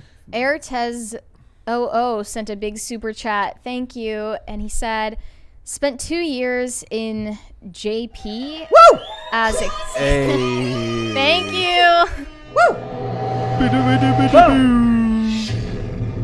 Oof, that's unnerving. Okay, I'll just My restart. favorite job now is creating the crisis party sound effects. I love Wow. I He wanna get a said soundboard. he spent 2 years in JP as a crayon eater, A Marine. USMC. Yeah. Feels like a second home. Only people that hate this are the crazies online. Actually, the Japanese actually like when others learn, respect, and Yes. appreciate their culture. Correct. Hope to see. What does the rest of that say? it. Hope to see you guys on Saturday. Oh yeah. Hope It, to see you guys on reminds Saturday. me. Yeah, It's the I'd love kimono. to It's the meet you out kimono there. story from the girl with the prom dress. Right. Right? She was like one of the first victims of what's actually remember that. cancel Yeah, culture, yeah, which yeah. is a complete nobody, an ordinary person having the crapped on. entire like internet mobilized against them, Was so that- they lose all of their opportunities. Was that a kimono or was that? It doesn't really matter. No, I don't but- even think was it something was. meant It was to look Chinese. like It was Kimono would have been Chinese. far worse. Yeah, it was Like, Chinese, not and I don't even Japanese. mean worse, but I mean like I would have at least seen a slight. I would have a slight understanding of the backlash if it was a kimono. It wasn't even that. It was Yeah. just like a pretty dress. Yeah, exactly. Not Ellen Rogers said George and Tammy bussin'. Do you What? agree, Brett? Have you seen this show? I have not seen it. Okay. Potatoes for Seamus said Serge and Kellen are two very centrists. LOL. Ah. True. I mean, would you guys consider yourselves centrists? You're in the center of the room right now, so that's like you're Um, centrists in that way. Yes. I ended up further left than everybody else taking the thing in the house, which is like funny. But what's ironic about that is like if you think that people should be able to have more free thought and free thinking, then you get it. That political compass thing pushes you further towards libertarian and left. Yeah. When in reality, it's like, no. I mean, there are definitely. I still believe in if we're government. talking about book definitions, being a liberal should mean you get along with libertarians. But current day, like I don't want to get too political because it's pop culture crisis, but like current day leftism is not liberalism. No, Nope. it's not. It's not at all. Mr. X said, totaled my car on the way to work. Have some money. Oh, no. Dude, I'm sorry. Sure you couldn't spend that on your car? Sorry that poor happened to you. Surge X, what Hopefully happened? you are okay. Was that Surge X? No, that was No, Mr. Mr. X. X. Mr. X. Oh, Different Surge guy. X. You were about to go off. No, me and Surge X are chill now. You changed. Oh, you changed a treaty the was icon, reached. Surge X. A treaty Thank was you very much. I reached. appreciate it. Surg X. I'm not going to say Surge X. My name is spelled with an E at the end. Do you guys speak English? But yeah, we're cool. Okay. Officially, the beef is squashed. We're good now. Awesome. Bad App said, I live right by the Space Force base in Florida. I LMFAO'd when they changed the sign from Air Force to Space Force. See, look, it had such meme potential. It's just so Yeah. great. Like I somebody in the chat was earlier saying like, "Oh, it's not a good thing." I'm like, I don't really care. Like I'm not like maybe it's the next level of authoritarianism. I just like the name. Like I'm not a political commentator. it. I like it for the memes. I will say though, logo definitely ripped it off from Star Trek. Oh yeah, oh yeah. Like yeah, that. yeah. I mean, that's even funnier. Like I like the idea of Donald Trump doesn't hire he doesn't trust the in-house White House graphic designer, so he gets like his cousin or like his Yeah, nephew. He it's- gets his He nephew. hires so somebody on Fiverr. On No. Fiverr. He hired a guy on Fiverr who then went to someone else on Fiverr to get the logo. You know? Yeah, that's how it really goes. Biddy Beasley said, space isn't real. God is. The earth is flat. We're all going to live in caves before we live on Mars. Call me when you get there. Okay. Wow, there's a lot. Strong opinion. You're just wrong. I don't think that's nope. I like that like newspaper headline. It says like flat earthers from around the world meet at conference over the weekend. It's so funny. What if the earth is flat and hollow? Is Donut Earth? Are you pushing Donut Earth theory? Maybe. Look, I'm fine with all of it. Like it's like my big thing is like no matter like as long as you're like me, be like remember when early on we talked about no strong opinions. If the Earth is flat, I lose not an hour of sleep over it. If the Earth is round, I lose not an hour of sleep over it. I think Good point. living on Mars, I might give right there, but I think we're gonna have like Halo. Like I don't know if you guys played the video game Halo. Oh yeah. But they have these huge rings that people live on, and I think we'll have like space stations eventually. Now, I'm talking about hundreds and thousands of years in the future, but I think we're not necessarily going to colonize planets as much as we mine planets and live in space stations all across the galaxy. Good times. Yeah. Salty Duckling said, why would we go to asteroids to mine for diamonds when we could just send Surge home to pick some up? That was pretty bad. Well, Thoughts? What'd you say? Damn. Thoughts? Earth is finite. That's all. Yeah, the Earth is a finite resource. I think that I don't know. I mean, South Africa has like been decimated by diamond mining, but it's also created what South Africa had, and I want to say was, but that's politically questionable. I also think South Africa is still a great country today. I think there are in the future what's going to happen is we're also going to find more and more technology to be able to explore more and more places around the world that could potentially have more and more resources. I don't think that. I think that's one of the things we're going to start to discover. Like, remember, the United States thought, "Oh, we have no oil," and they even thought in the Middle East, "Oh, well, we've hit the limit." They didn't even know they had oil in the Middle East until like it was even worth finding. Right. Like there was nothing in there; it was a desert wasteland, and then they found oil, and then suddenly Saudi Arabia existed, and the House of Saud controls this massive portion of land there. I think that in the future, where our tech is going to improve, and because our tech improves. It's like the reason that Malthus was wrong is because he said we won't be able to produce food to keep the world population growing, and we were able to innovate and create more food and then grow the world population and create golden rice, etc., things like that. So, yeah, I'm still not gonna go gold like mine. Like, come on, dude. Like, yeah. There's one more there. Yes, Johnny Derp said, of course, the U.S. is doomed. If an invasion occurs before noon, Brett and the other youngins will sleep through it. That is all. Look, it's just You're a Saturdays. snowflake, It is Jenner. just Saturdays. And I'm literally like, look, I go to bed at like 4 a.m. and I wake up at 9 a.m. Well, I was just going to say, what do you do think is going to editing? happen if you wake up Brett and he's angry? You know, he's going to Hulk out. watch out, Yeah, man. like it's just on Saturdays and it's just once in a while. It's like it's almost like I get such a sleep deficit over the week that I catch it all up on Saturday, and then it kind of goes back to like building the deficit back up all the way Sunday through Thursday.